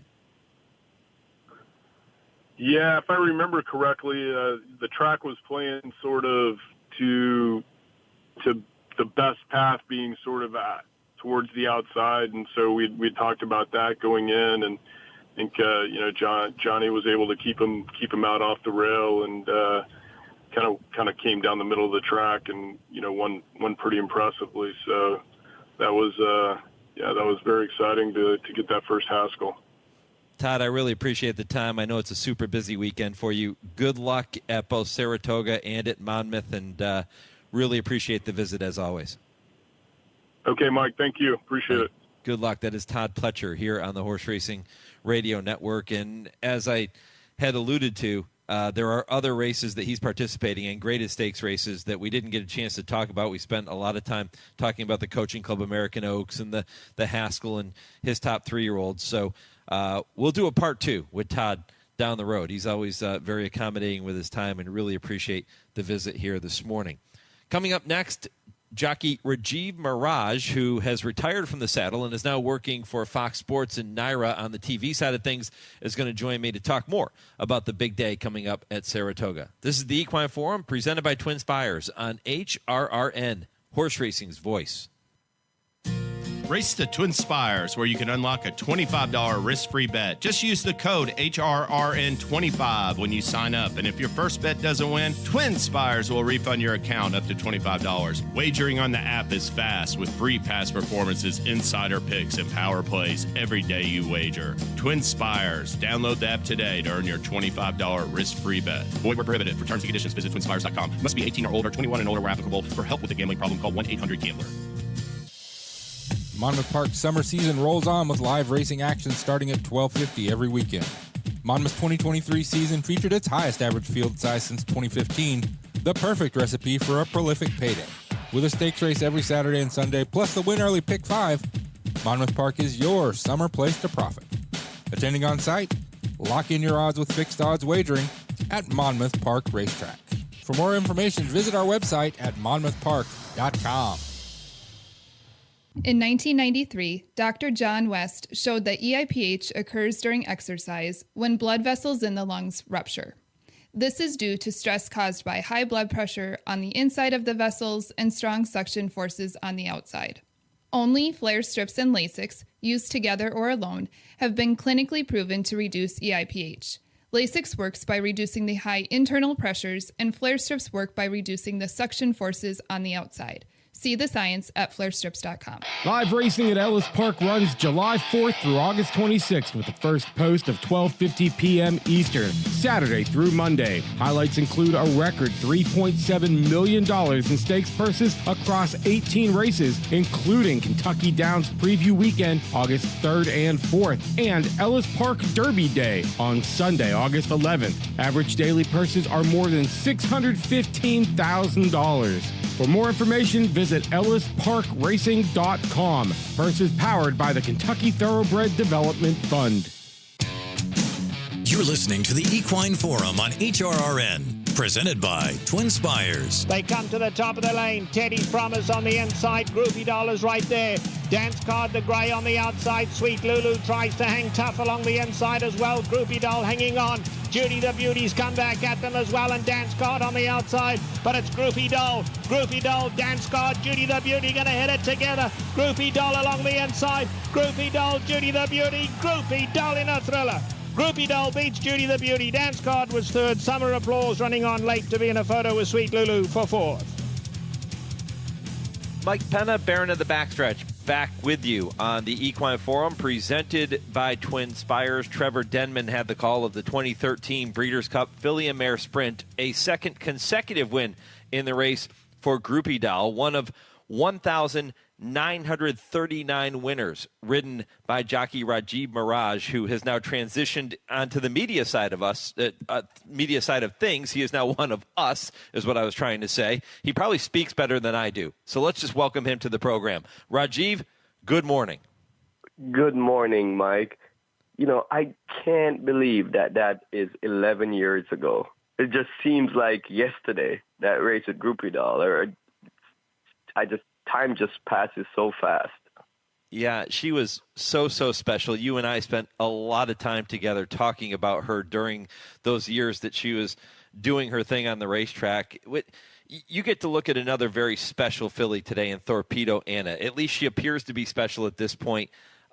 When you're around those types of fillies, Rajiv, what feeling do they give you? What things do they all kind of have in common?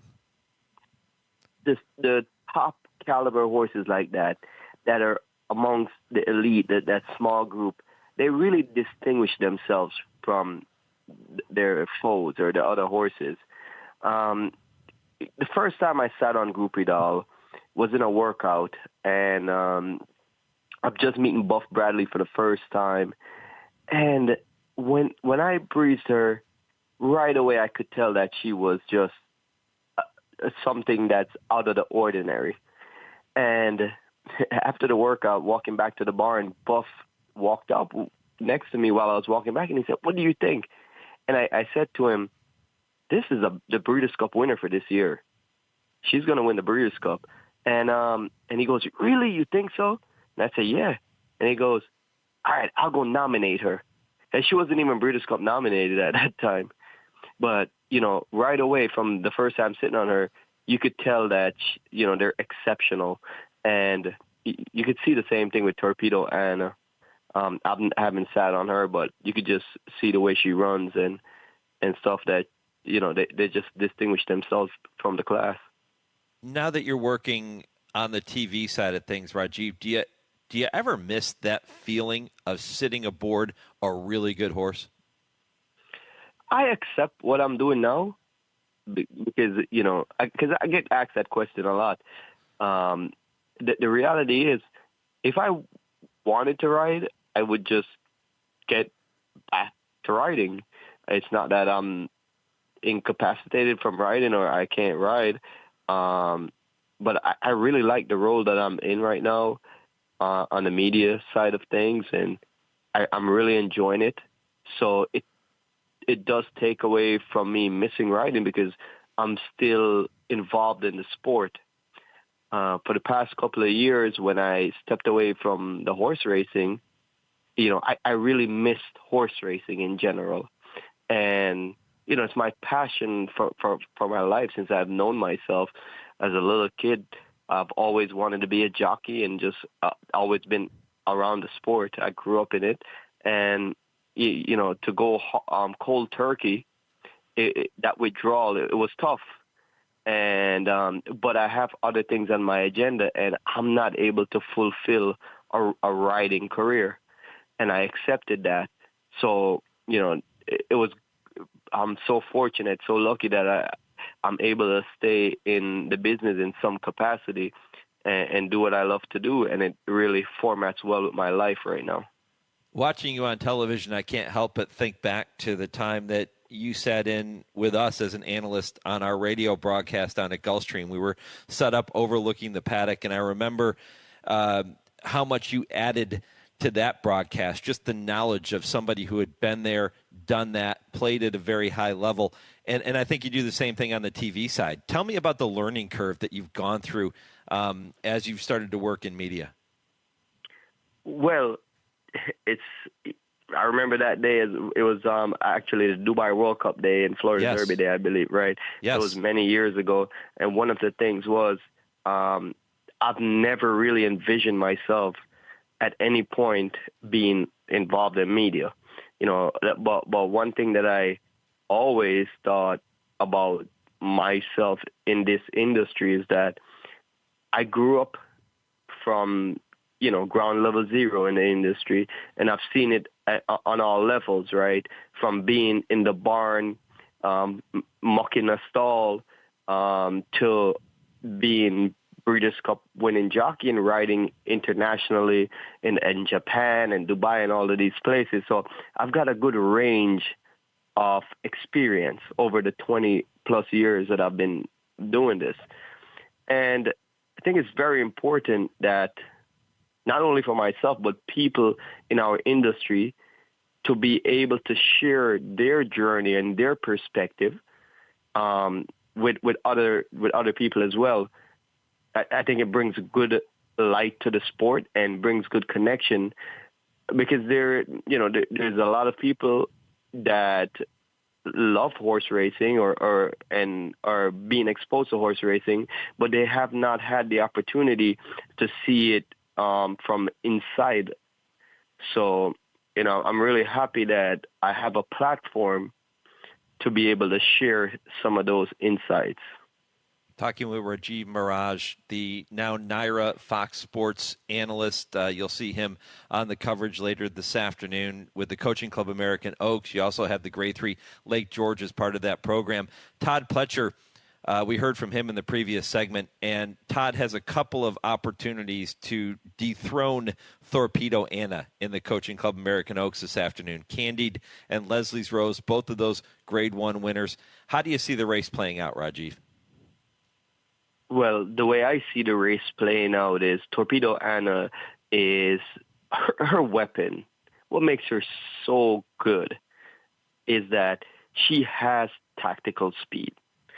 She's quick away from there. She has natural speed, and she's able to sustain it over a long distance. And that's the mark of a truly incredible horse, to be able to run at a high pace and continue and even advance from it throughout. So she's always a tough opponent. And if she's able to get it her own way up front, she's virtually unbeatable, which I think is the situation today. I just hold Torpedo Anna, me personally, and what I've seen from her, I put her on a pedestal when it comes to her ability and stuff.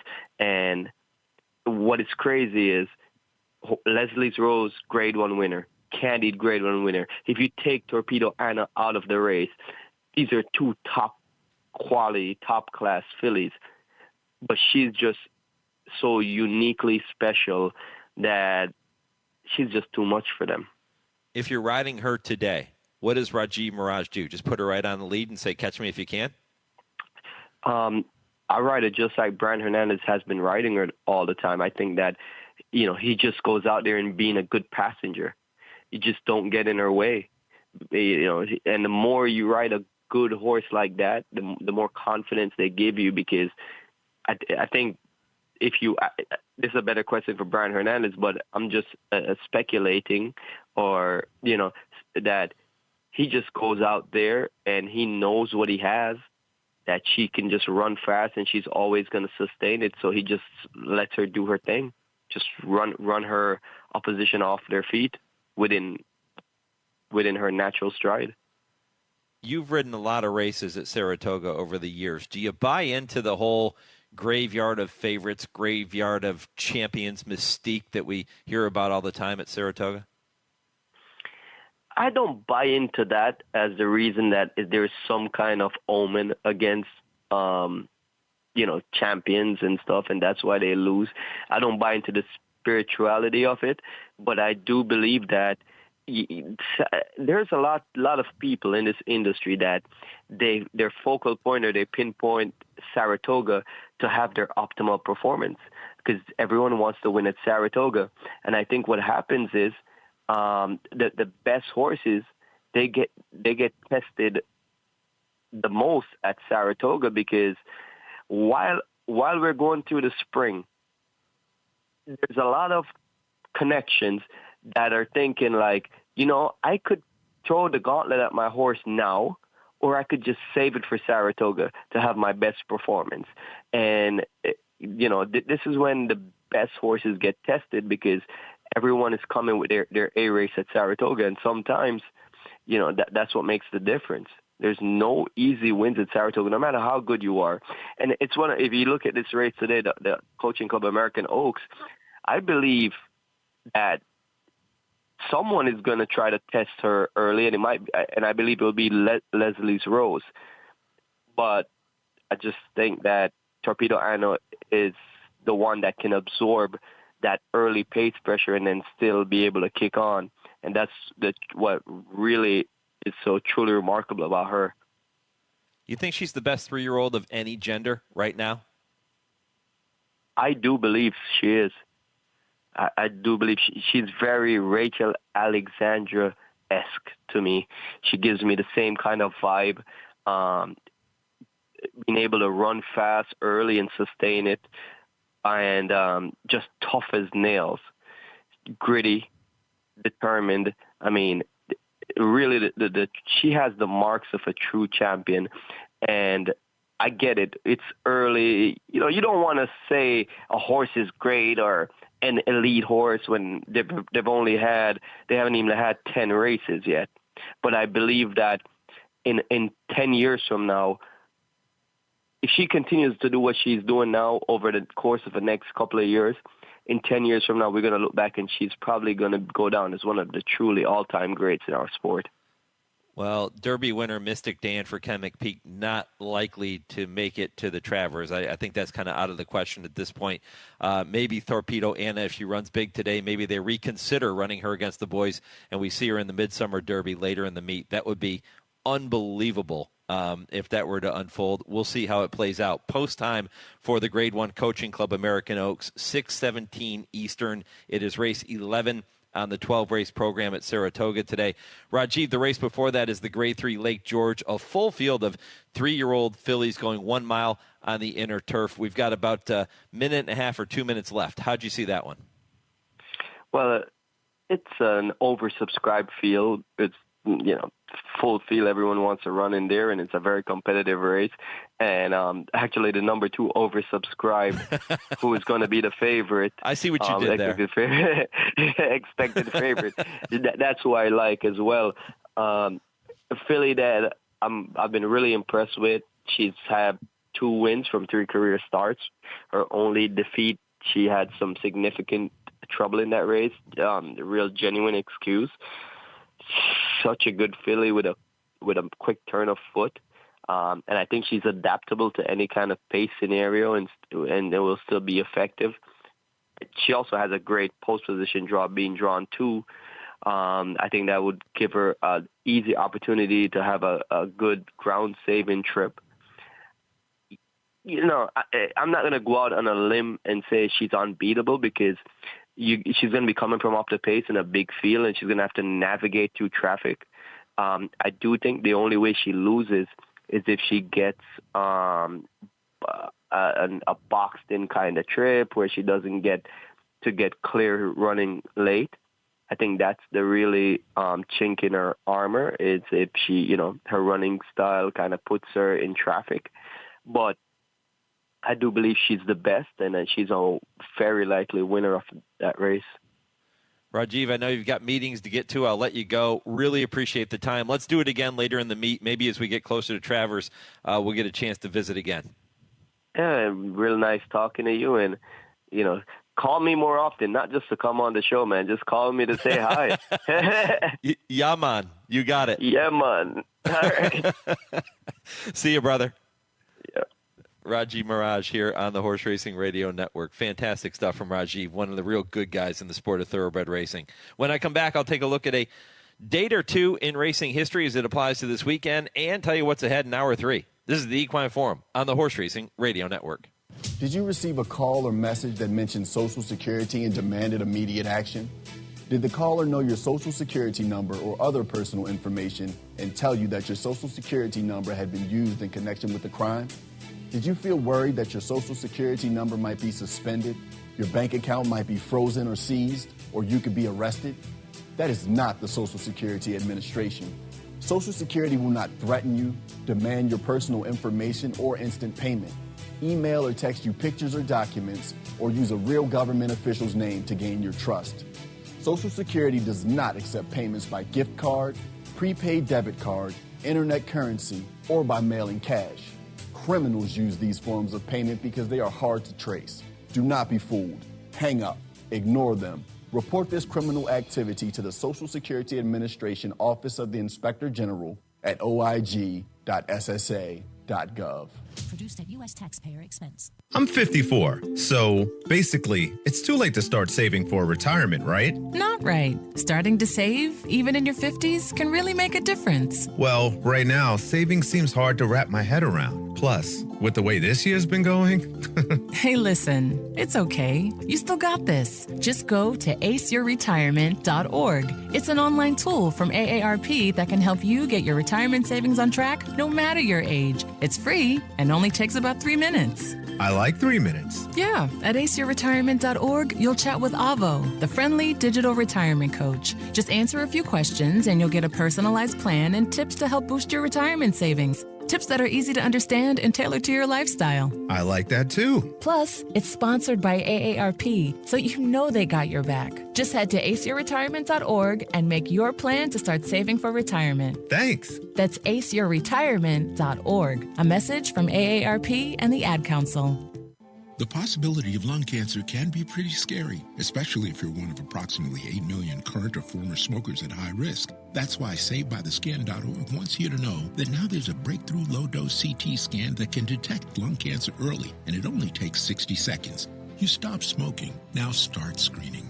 For an easy quiz to see if you're eligible, visit SaveByTheScan.org. It could save your life. SaveByTheScan.org is brought to you by the American Lung Association's Lung Force Initiative and the Ad Council. Hi, this is jockey Brian Hernandez. For me, there's no bigger thrill than crossing the finish line in front, and nobody captures the excitement of our sport like Horse Racing Radio Network. Each week, HRRN brings you exclusive talk shows, podcasts, and in-depth conversations with the biggest names in racing, jockeys, trainers, owners, and more. Plus, HRRN is committed to helping disabled riders through their support of the PDJF. So climb aboard a winner today by visiting horseracingradio.net. You're listening to the Equine Forum on HRRN, presented by TwinSpires. Welcome back to the Equine Forum, all presented by TwinSpires. A couple of quick historic dates before we transition into Hour 3. How about this one for you? It was July 20th, 1951, that 6-year-old Citation became the first thoroughbred to earn $1 million. Of course, when he did that early in his career, he was retired on this day, July 20th, 1951. So, cool stuff there. And it was also on this day in 1974, we're going to talk more about this with Dale and Tim, that Chris Evert trounced Miss Musket by 50 lengths in the world's richest match race, a $350,000 winner-take-all at Hollywood Park. That was July 20th, 1974. Wow, busy first 2 hours of the show. Plenty more to come in hour number 3, which includes the TwinSpires Triple Play to kick it all off coming up momentarily. 2 hours down, 1 to go. Be sure to stay with me for hour 3. If your local station is leaving us at this time, you can continue listening to the third hour of the show nationwide on Sirius 162, XM 207, in the Louisville, Kentucky market on ESPN 680, or on your computer, phone, or tablet with our live streaming at horseracingradio.net. Hour 3 of the Equine Forum is coming up next, right after this 10-second pause for station ID.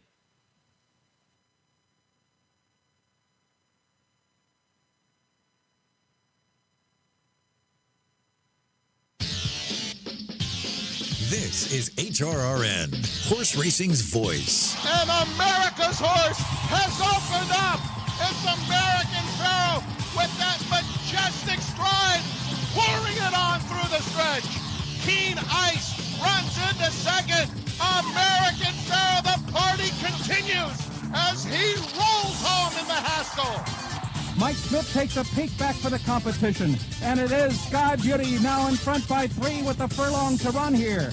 Future Pretense is mounting a late challenge on the outside. Now Smith resorts to the whip on Sky Beauty. Future Pretense looking for a big upset. Sky Beauty and Future Pretense, and Sky Beauty holds to win by a half length. Welcome to the Equine Forum, presented by TwinSpires. And it's Lexi Lou and Patrick Husbands in the last eighth of a mile. They have opened up 2.5 lengths. Final 16th. Lexi Lou, a no doubt about it winner of the Woodbine Oaks Comet 4 on the line. Forest Buzz joining Paramount Prince, and then Simcoe, Velocitor, Cool Kiss, and Philip My Dear starting to run on.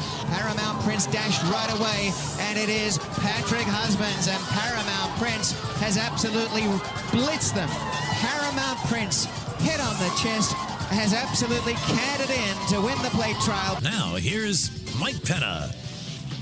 Welcome back. Hour 3 of the Equine Forum, rolling toward the finish line with plenty more great content to come. If you missed any of the first 2 hours of the show, talking about the big race days at Monmouth, at Saratoga, and at Woodbine this afternoon, all you have to do is head back to the website, horseracingradio.net. You can listen to the podcast whenever you have some time, and you can do that, too, on every podcast platform.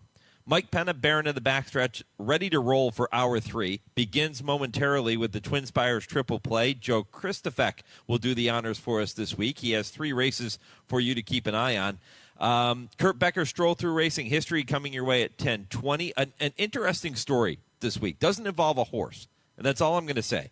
Stay tuned for it. I think you're really going to enjoy it, and I think you're going to learn something when you hear Kurt's Stroll Through Racing History.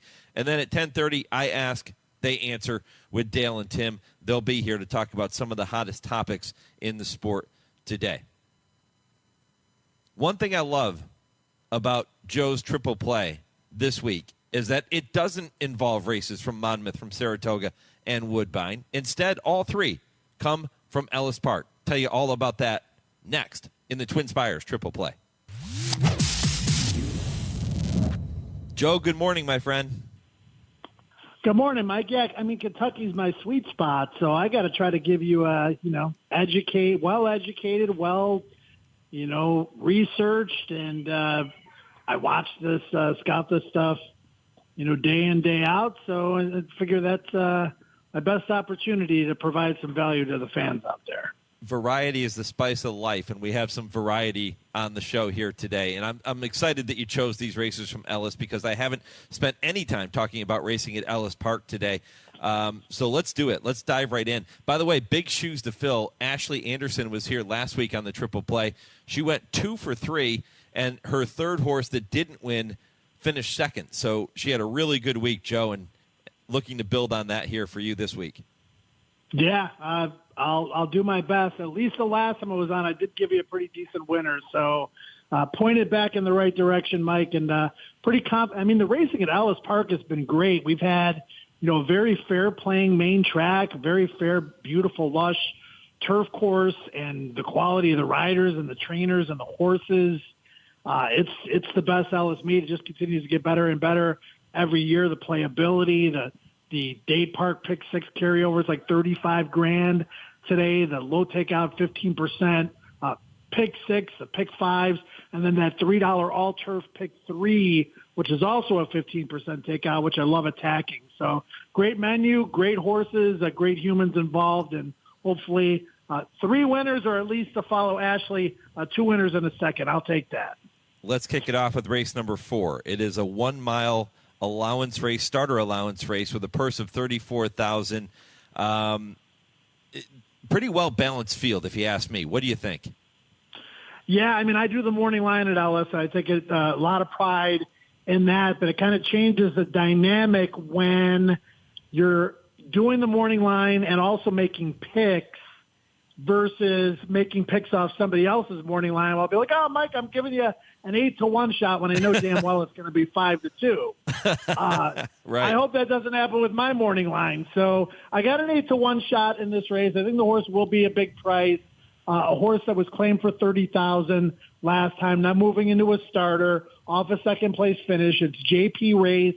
Last couple of races at the Churchill had some tricky, trouble trips. Bet the horse both times. As Tony Kalo would say, showing some loyalty and a little bit of chase mode. But, when you're doing that and the price remains good, there's nothing wrong with it. You can more than recoup some past losses at the right price if the horse is offering value. And I just think this 1.5 turn mile trip will suit this horse. Like I said, there's some other horses in the field that look a little bit better on paper, maybe Montevello, JT's Imagination, Dazzle Me Silver. Like you said at the top, Mike, very contentious race. 4 or 5 different horses will likely vie for favoritism, second choice, third choice, etc. So JP Race for me should show some tactical speed. Amos off the claim is always good. And we know this with Amos. If this horse is live on the tote board, normally live in the race, so if the horse opens up at 7, 8, 9, 10-1 and, just kind of sits a little bit flat on the board, maybe not as much confidence. If the horse opens up at 5-2, 3-1, and you get some float from there, then I'd be very confident in JP Race. Montevallo, number 1, is the morning line favorite. You made Montevallo 3-1 in this spot. That is a lukewarm morning line favorite, which shows you how wide open this race really is. Joe, what goes into making a proper morning line? Yeah, great point. I mean, these races at Ellis Park have been very contentious. I did the morning line for years at Kentucky Downs. That was the greatest challenge of all. You got a lot of 7-2 favorites in those races because of the competitiveness. But I think the first thing I like to do is, let's just say we got a field of 10, go through there and just try to eliminate the horses that don't have a big chance, pop some 15s, 20s, and 30-1s on those. Go back and try to identify, the 2, 3, 4 horses that you think are going to take the most money, figure out which one that you're going to make the favorite, and then you come back with 6, 8, 10-1s on a lot of the other horses. And then the bottom line is balancing, trying to get it between the 122 and 127 points, depending on the field size. I love doing it. I take a lot of pride in it. I did it at Arlington Park for a lot of years. I've done Ellis before. I've done Kentucky Downs. I've done Hoosier Park back in the day before it was Horseshoe Indianapolis. So glad to kind of get back on the horse and start doing the morning line again. Does it help you with your handicapping in any way? I prefer handicapping somebody else's morning line versus my own. I mean, I can do it. You got to try to separate the two. You got to try to think like the public when you're doing the morning line, and then think like yourself when you're doing the picks. And sometimes those signals cross a little bit, but I do my best to try to keep 2 distinctly separate paths. Okay, number 5, JP Race. Morning line 8-1. Tom Amos, Corey Lannery in race 4 at Ellis Park. The top pick for Joe Kristufek to kick off this week's TwinSpires Triple Play. Remember, you can play each of the 3 races we're talking about today and any race you're betting, but make sure you're doing that over at TwinSpires. Move on to race number 6 now, Joe. This race is a 5.5 furlong turf event, completely different than the 1 mile dirt event we just talked about. How'd you see race number 6? Yeah, I went with the favorite here, 5-2 Ducali for Chris Hartman, and I got a feeling Chris and Mitchell Murrow, they might be in line for a big day at Ellis Park. This is a horse that was a dirt horse earlier in his career for Brad Cox, has some layoff lines, came off of a layoff last out on the turf at Churchill. It was just the first career turf try for a gelded son of Twirling Candy out of a Spikestown mare. You would think that maybe they would have tried turf a little bit earlier, but he was really good on dirt, so there really was no reason to. Third last out behind the Millionaire, Bound for Nowhere for Wesley Ward, and broke a little bit slowly, got a wide trip, stormed home, galloped out in front. There's a lot of speed signed on here. I like the 5.5 furlong distance for this horse. I think Hartman will do a good job with this horse on maximizing him, not only in this race, but moving forward.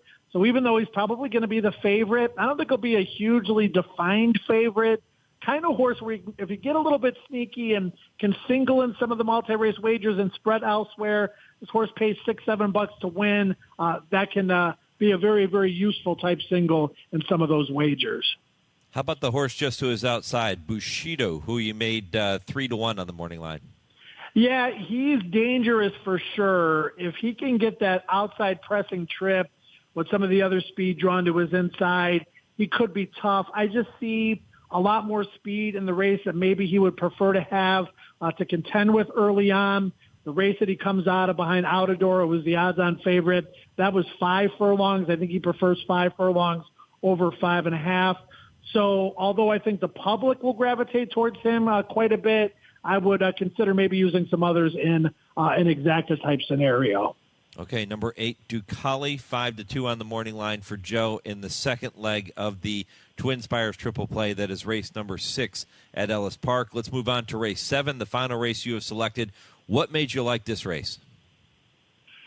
Yeah, I just think that Hartman dropping Believe Her into this non-2 for 30 is going to provide this horse an opportunity to succeed.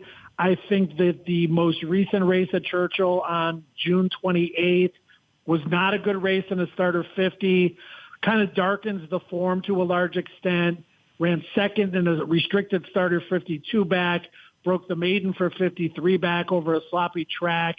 And I know that Chris really liked this horse earlier in her career. So when he puts these horses in a position to potentially get claimed, they're normally in a position to win. And I think this horse fits great. I think the cozy outside draw with the stalking style suits her well. This just seems like a Chris Hartman kind of day at Ellis Park to me. And, she's going to be one of the favorites for sure. But, again, much like Ducali and probably a little bit higher price than him, I think even when horses are shorter prices, you can still get value if their chances are greater than what the public thinks. How about putting a couple of horses with a horse like Believe Her? Who else are you going to use in here? Yeah, I would get a little bit sneaky with some of these. Maybe the 6 Just Like You coming in from Horseshoe Indianapolis. I like the way the horse ran last time in allowance competition. I think that's a horse that you could certainly use. Sure Bet Fountain's in the best form of her career. Ran a winning race last time, just got beat by Lighted Up Louis, who's in tremendous form. Those would be the 2 that I gravitate towards in any type exacta scenarios. Joe, I have no idea if you have taken a look at the Haskell later today or not. It's a win and you're in for the Breeders' Cup. You have a Todd Pletcher armada, if you will, going postward in there. But Brad Cox is in the race with Timberlake making his first start since the Arkansas Derby. There are others, including Dornock, the Belmont winner, that folks will have to decipher who can run best. But have you taken much of a look at that race, and do you have any opinion? Yeah, no, full disclosure. Obviously, I know a lot of the players, but we were talking before I came on the air, Mike, and with the racing schedule, Saturday, Sunday, Monday at Ellis. Early Tuesday morning, I jetted to Chicago. We're in the process of trying to get my mom's house sold. And I've been doing nothing but moving boxes and moving furniture for 3 days. So my plan was to get a good look at the Haskell as we get a little bit closer to post time.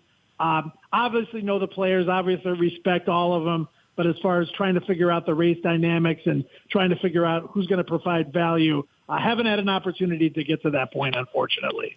Well, my man, you've done plenty to help out our listeners here this morning with this TwinSpires triple play. Going to recap before I let you go.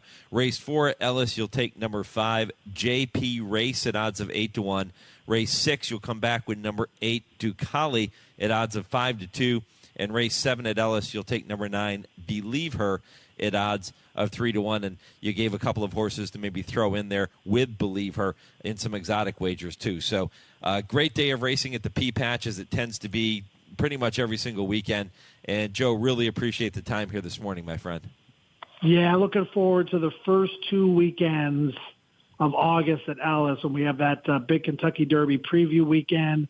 And then the following weekend, I believe it's that Sunday, the Ellis Park Derby and a bunch of other stakes. I'll be live at Ellis Park those 2 weekends. And I think, my man Tony Kahlo's doing a great job out there. And the racing at Ellis Park has been fantastic for all the reasons that I mentioned earlier. So give the signal a look. And, Mike, great talking to you as always. Yeah, I never want to wish the summer away, Joe, but that Kentucky Downs preview weekend that you just mentioned, it really starts to get you excited for some of the premier meets coming up after we get past Saratoga and Del Mar. When you start talking about Kentucky Downs and then Churchill's fall meet, and then you dive into Keeneland and so many of the big race meets that we still have to look forward to before we get to Breeders' Cup. Yeah, and before you know it, I'll be back in New Orleans. It's crazy how that works. But, let's slow down the summer, Mike. We're both looking forward to NFL as well. So slow down the summer a little bit. That'll come in plenty of time. Hope you get time to take in a Cubs game while you're up there. Yeah, no, that's definitely on the agenda. Cubs Reds in Cincy at the end of July. That's my next target. All right, enjoy, my friend. Appreciate it. Good luck this weekend. All right, thanks, Mike. You too. Be well. Joe Kristufek with the TwinSpires triple play. Play any of the races you're going to bet today, including those 3 races Joe just talked about at TwinSpires, and you can't go wrong. When I come back, it is time for Kurt Becker's Stroll Through Racing History. Again, completely different type of story this week. Doesn't focus on a horse, and I think you're really going to learn something.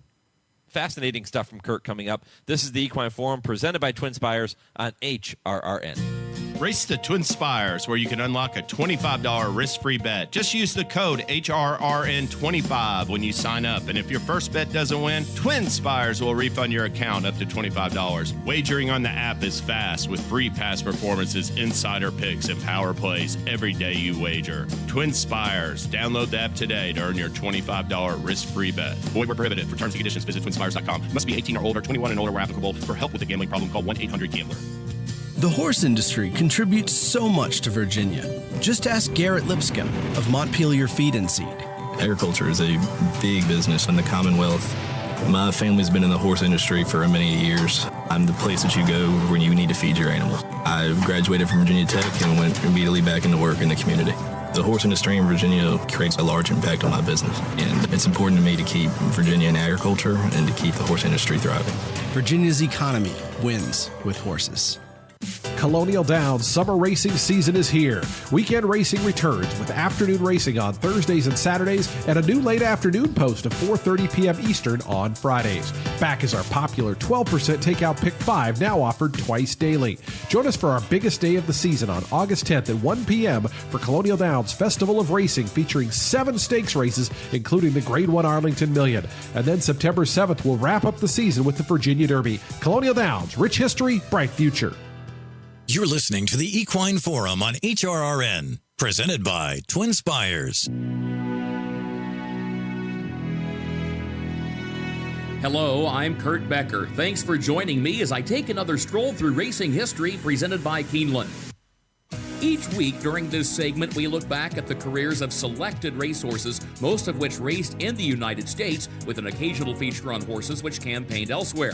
But today, we turn our focus in a different direction, mainly because of a special celebration, which is soon to happen in Kentucky in memory of a once great racetrack and its signature event. That track was known as Raceland. In the early 1920s, prominent thoroughbred breeder and trainer John Oliver Jack Keene and a group of investors had a dream of building a series of racetracks in eastern Kentucky with the hopes of creating a county fair circuit to bring thoroughbred racing to residents of that particular region. But Keene, on whose Lexington property Keeneland Racecourse would be built several years later, soon got ideas for a different plan. Working with his business partners, Keene and company formed the Tri-State Fair and Racing Association and decided to abandon the original plan for a fair circuit to focus instead on building a world-class racing facility. The site would be Chinville, Kentucky, located in Greenup County. It would be 7 miles from Ashland, Kentucky, 5 miles from Ironton, Ohio, and 22 miles from Huntington, West Virginia. Keene, who was appointed to be general manager of the track, declared that when construction was finished, the 300-acre facility to be known as Raceland would be of such artistic design and surrounding beauty that only Saratoga would compare. While such a comment may have seemed overly optimistic, Keene and his partners nonetheless managed to build a racing plant which seemed ahead of its time and was nothing short of dazzling. Built at a cost of $700,000, nearly $13 million today, Raceland featured a 1-mile dirt track which was 100 feet wide in both turns and both straightaways. The infield featured a lake, sunken gardens, bridle paths, and flower beds. A high woven wire fence marked the borders of the property, draped in honeysuckle and wild roses. The grandstand, which could seat 10,000 patrons, was made not of wood but of concrete and steel. There was a track kitchen, considered a rare feature for the time period. The racing secretary's office, the steward's stand, and the placing judge's stand were all made of pressed brick. The stables were modern and state-of-the-art, and they were placed on a hill behind the grandstand, far from the view of spectators. And commuter trains from 6 surrounding communities would serve the track, as would special trains from Cincinnati, Louisville, and Lexington. One journalist called Raceland a turf fairyland and described how patrons would stand and stare in amazement upon their first visit to the track. But another reporter described it as a track which was all dressed up with no place to go. Raceland opened for business on July 10, 1924, the first of a 20-day race meeting for its inaugural season. The first running of the track's signature race on July 18th, the Raceland Derby, boasted Kentucky Derby winner Black Gold among its entrants and drew a crowd of 20,000 spectators. Even the Reverend M.P. Hunt of the Anti-Racetrack Gambling Commission paid a visit and declared that many of the area's finest citizens were among the track's patrons, even some of his parishioners. But Raceland also faced challenges, and ultimately those challenges would prove too much to overcome. Critics complained that there weren't enough hotels near the racetrack, and the available lodging houses were accused of price gouging. Add a $1.50 charge for a round-trip train ticket on the Chesapeake and Ohio from nearby communities, plus $2 admission to the track, plus 10 cents for a program, and one had already spent nearly $4 before buying food or placing a bet.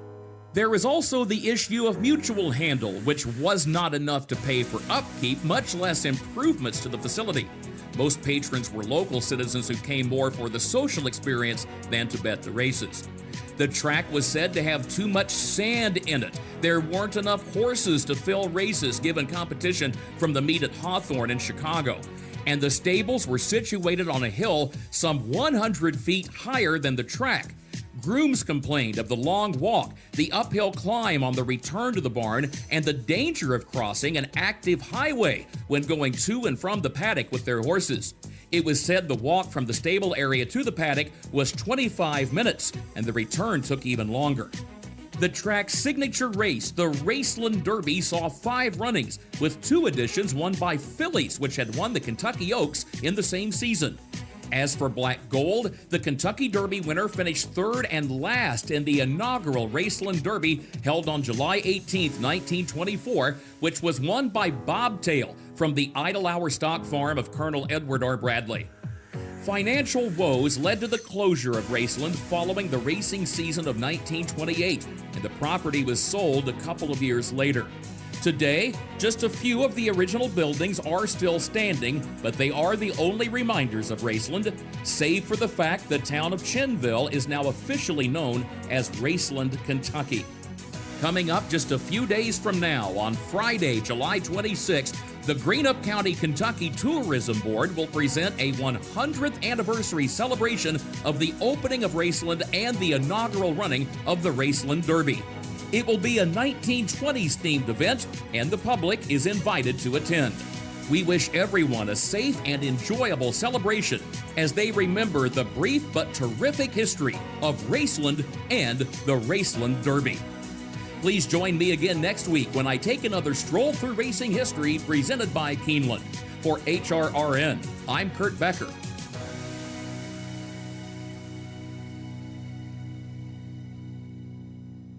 Nobody weaves a story together like Kurt Becker. My thanks to Kurt for that story. If you missed any of Kurt's Stroll Through Racing History segments, check out the Stroll Through Racing History page on our website, horseracingradio.net, and you can listen to all of those shows. And don't forget, too, about our weekly Brisnet.com call-in show, 6 to 7 Eastern, every Thursday with Bobby Newman and James Scully. It is your chance to call in and talk racing with our experts. Every Thursday, 6 to 7 Eastern, here on HRRN. Coming up next, I Ask, They Answer with Dale Romans and Tim Wilkin. This is the Equine Forum, presented by TwinSpires on the Horse Racing Radio Network. You're listening to HRRN, Horse Racing's Voice. Race the TwinSpires, where you can unlock a $25 risk-free bet. Just use the code HRRN25 when you sign up. And if your first bet doesn't win, TwinSpires will refund your account up to $25. Wagering on the app is fast with free past performances, insider picks, and power plays every day you wager. TwinSpires. Download the app today to earn your $25 risk-free bet. Void where prohibited. For terms and conditions, visit TwinSpires.com. Must be 18 or older, 21 and older where applicable. For help with a gambling problem, call 1-800-GAMBLER. Will you accept the Breeders' Cup Challenge? The chance to compete against the best in the world? The chance to race for a piece of a record-setting $33 million in purses and awards? The chance to be a champion?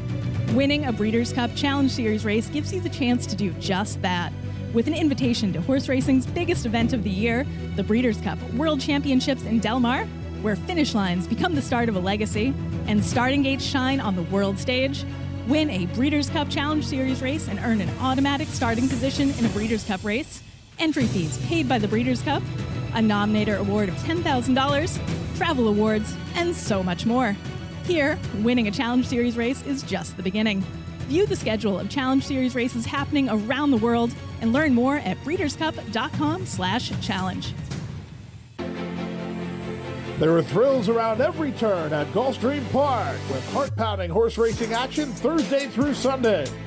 Join us in Ten Palms Restaurant for an elevated view of the track or take in the races at the Carousel Club, trackside. Come out on Saturdays and enjoy high-quality stakes races and join us all summer long for an expanded event schedule. Simulcast opportunities 7 days a week. For reservations, tickets, and more, head to GulfstreamPark.com. This is I Ask, They Answer on the Equine Forum on HRRN. With a quarter of a mile to go, and Torpedo Anna is up to take the lead at the top of the stretch. Just FYI, tries to shift to the outside. In the center of the racetrack, Leslie's Rose is closing, and My Main Squeeze is widest of all. A late bid from Power Squeeze, but it's Torpedo Anna. She is simply brilliant, putting them away in the DK Horse Acorn. Another stellar performance from Torpedo Anna, who wins by 5 emphatic lengths. Leslie's Rose finished second. Power Squeeze was third. And a beautiful ride once again from Brian Hernandez Jr. She's back. Frank Miramati with the call of the Acorn, arguably the top 3-year-old of any gender. Torpedo Anna swings back into action in today's Grade 1 Coaching Club American Oaks at Saratoga. Will she continue her hot streak, or will the graveyard of favorites claim another? We're going to talk about that topic, plus which fierceness is going to show up today at Monmouth. And would high-profile match races give racing a boost? Those topics and much, much more are straight ahead on this week's edition of I Ask, They Answer with trainer Dale Romans and turf rider Tim Wilkin, all presented by the University of Louisville Equine Industry Program in the College of Business, and all starting just 30 seconds from right now.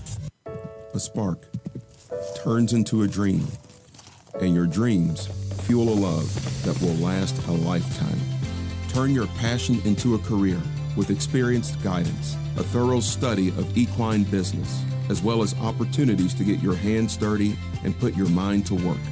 Located in the heart of horse country, let your passion fuel your profession at the U of L Equine Industry Program. Apply today. All right, several topics to get to. Tim Wilkin is at Saratoga. Dale Romans at Saratoga, too, but not at the track. He's on the golf course, joining us in between shots here this morning. Wouldn't have it any other way. And, guys, we're going to jump right in to topic number 1, involving Torpedo Anna, who goes in search of her third consecutive Grade 1 win in today's Coaching Club American Oaks. But as we know, being the favorite at Saratoga doesn't necessarily guarantee a victory. Who's going to prove best this afternoon? Will it be Torpedo Anna, or will it be the graveyard of favorites? Dale, why don't you kick it off? Oh, maybe he's putting.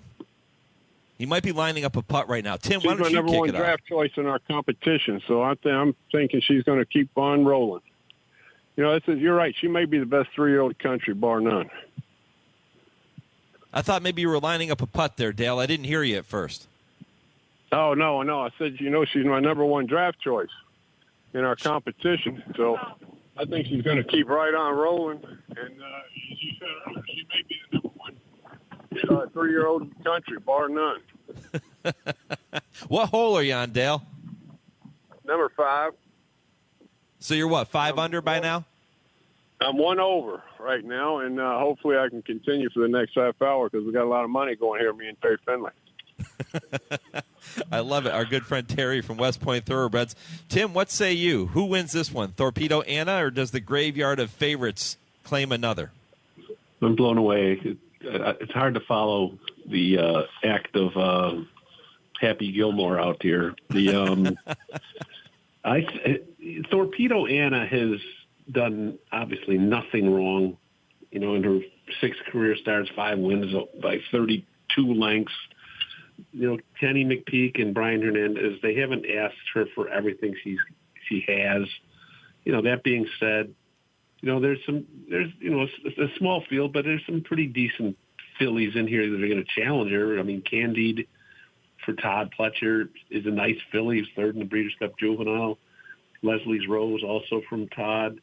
But, let's be honest here. This is Torpedo Anna's race to lose. She's been dominant in just about all of her starts except the one loss, which was second in the Goldenrod. I would be shocked if she loses today. Graveyard of favorites be damned. It's not going to happen today. Dale, how much stock is somebody who has upset a Triple Crown winner in a prestigious race like the Travers? How much stock do you put into the graveyard of favorites and graveyard of champions slogans that we hear thrown around with Saratoga? The facts, the statistics speak for themselves. It's definitely a place to come up here and get beat when you're the favorite. Man of War, Secretariat, American Pharoah. You can go down the list one by one. But the big difference is she's run over this racetrack and shows she like it. I think a lot of that is to do with used to be the shorter meets, and you never knew if a horse liked this track, and the track could be a little bit different than other places. But there's definitely something to it. Tim, do you put much stock into it? Do you believe in it? I think it's an old wives' tale. Yeah, there's been high-profile horses that have been beat. But, if you look back at the statistics, I would think it's a meet that usually does favor the favorites. But, it gets it really gets magnified when a big horse loses. But there's been a lot of big horses that have won, too. So, it's a cool thing for the people to follow, the favorites that lose at Saratoga. But when you got one like this one, by saying this, I could come back and haunt me, but I just don't think there's any chance she's going to get beat. All right, let's move on to our next topic, which goes to Fierceness, the juvenile champion who is returning in today's Haskell. His first start, by the way, since a disappointing 15th place finish as the favorite in the Kentucky Derby. He skipped the Preakness, he skipped the Belmont, and now here he is in the Haskell to kick off the second half of his season. Every time he has run a subpar race in his career, he comes back with a huge effort in that next start. So, guys, I'm going to ask you, which Fierceness shows up this afternoon? Tim? Well, there might not be a Fierceness that shows up at all. On Friday, Todd Pletcher put Mindframe and Tuscan Sky on a van for Monmouth. Then they're there. And it's the thinking was that Fierceness could go if one of the other two didn't ship well, there was a problem or something like that. But he's still in Saratoga. I think that the plan is, he's entered, obviously, in the Haskell, but I think he's more likely to run in the Jim Dandy here next week because Todd and Mike Rapoli, they want Mindframe to get a grade 1. Fierceness already has a grade 1. And, if Fierceness does stay here, which I'm pretty sure he's going to aim for the Jim Dandy, and that doesn't mean he's going to run the Travers either because he needs time between races. If he runs in the Jim Dandy, he'll likely be pointed to the Pennsylvania Derby after that, if provided he runs well.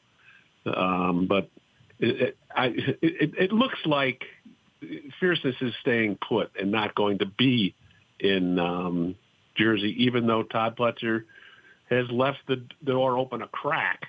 But as we speak right now, I believe he's still in Saratoga. That's where he's going to stay. Yeah, and by the way, this segment now being recorded here on Friday morning, so by the time people are listening on Saturday morning, Tim, all of this may have already been announced and decided that Fierceness is going to go next week instead. Which Fierceness then would you, if that's the case, which Fierceness would you expect to see show up at Saratoga next week? The good Fierceness or the bad Fierceness? I think the good Fierceness because he's on my team. And he has to show up for me. I'm going to play the Romans card on that answer.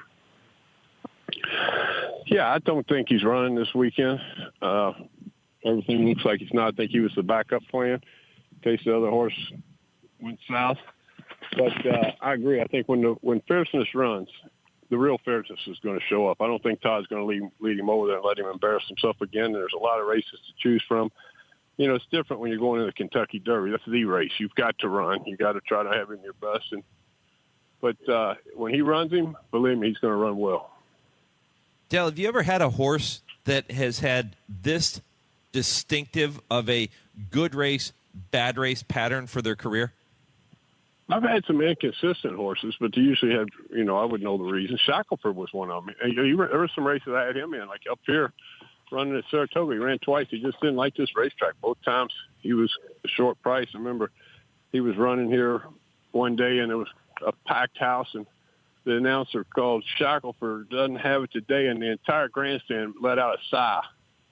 And you remember that old commercial, looking for a place to hide? That was me leaving. Want to get away? Want to get away, right. So you want to get away. All right. Well, we'll see. It's not, Mike, it's not like Fierceness has always just run a dud after a real big one. I mean, yeah, he didn't win the Holy Bull. He was third, but he didn't embarrass himself. I mean, he didn't have a great start in that race. And, he probably needed it because it was the first race after the Breeders' Cup. So, I mean, yeah, he hasn't put two together in a row, but I don't think we can say that he's just been, a tale of two different horses every other race. Saw that last year. All right. Time now to welcome our good friend Nick Zito to the program as we move on here on I Ask, They Answer. Dale and Tim will tell me if the following statement is right or wrong. Yeah, right or wrong. Am I right? What do you think? Right or wrong? Guys, it was 50 years ago today, July 20th, 1974, that Carl Rosen's Chris Evert trounced Miss Musket by 50 lengths in the world's richest match race, a $350,000 winner-take-all contest at Hollywood Park. If I were to say that bringing back high-profile match races would be a great way to create buzz in our sport today. Would I be right or wrong? What do you think? Right or wrong? Dale, what do you think? I think that you're wrong on that. I mean, it'd be nice. It'd be good advertisement, but this is a gambling game. We got to remember that. Nobody's going to bet on a match race. Every once in a while when it comes up and it's fun, that'd be fine. But to just card and pit match races, I don't think it'd be much good for us. I agree with Dale. I say it's wrong, too. I mean, when you think of match races in horse racing, one that immediately comes to mind is one of the darkest days in racing history when the great Philly Ruffian broke down in a match race. And, that left such a sour taste in so many people, with so many people. I mean, what is the sense in that? I'm sure back in the old days, people would say, my horse is better than yours, let's have a race, one-on-one. But to put these, a high-profile horse in a match race, it makes no sense to me. I mean, there's like Dale said, the bettors are not going to bet a match race. And, you want to see the top horses race against the best horses, not just one horse. I just don't think it would appeal to most people. I mean, maybe it would to some, but I think the vast majority don't want to see a match race because you remember Ruffian, and that's one of the most horrible days ever. I threw this question. If we had a whirl away in Seabiscuit situation, that would be interesting to watch, but nobody would be betting on it. No. It might be fun every once in a while, but I don't think we need to start pulling in match races for horses. Even the big match race with Ruffian, that's a great story. We got to tell one down here. It was supposed to be a 4-horse race, and that part fell apart. It was supposed to be the 3 different winners of Triple Crown races in the Philly. And that's a long story. Leroy sat down. I got a video of Leroy Jolly telling the whole story. It's very interesting, but one day we'll talk about that. But match racing, I don't think there's room for it anymore. Yeah, I threw this question out there somewhat tongue-in-cheek, but I do think from a marketing ploy, a marketing gimmicky kind of promotion, that would be something that could potentially create a bit of a buzz in the sport. But look, match races often are unfair too, right? The horse with the early speed is typically, if you have 2 horses that are pretty well matched, the horse with the early speed, Tim, they always have the advantage, don't they? Don't tell that to Seabiscuit. Very true. Very true. But I know what you're saying. We're going to bring Nick Zito back for that segment again next week, as we do every week here on I Ask, They Answer. But we've got to move on to get to 2 more things before we wrap up the program here for you this morning. And this next question is for Dale. Dale, it comes from our friend Shane in North Carolina.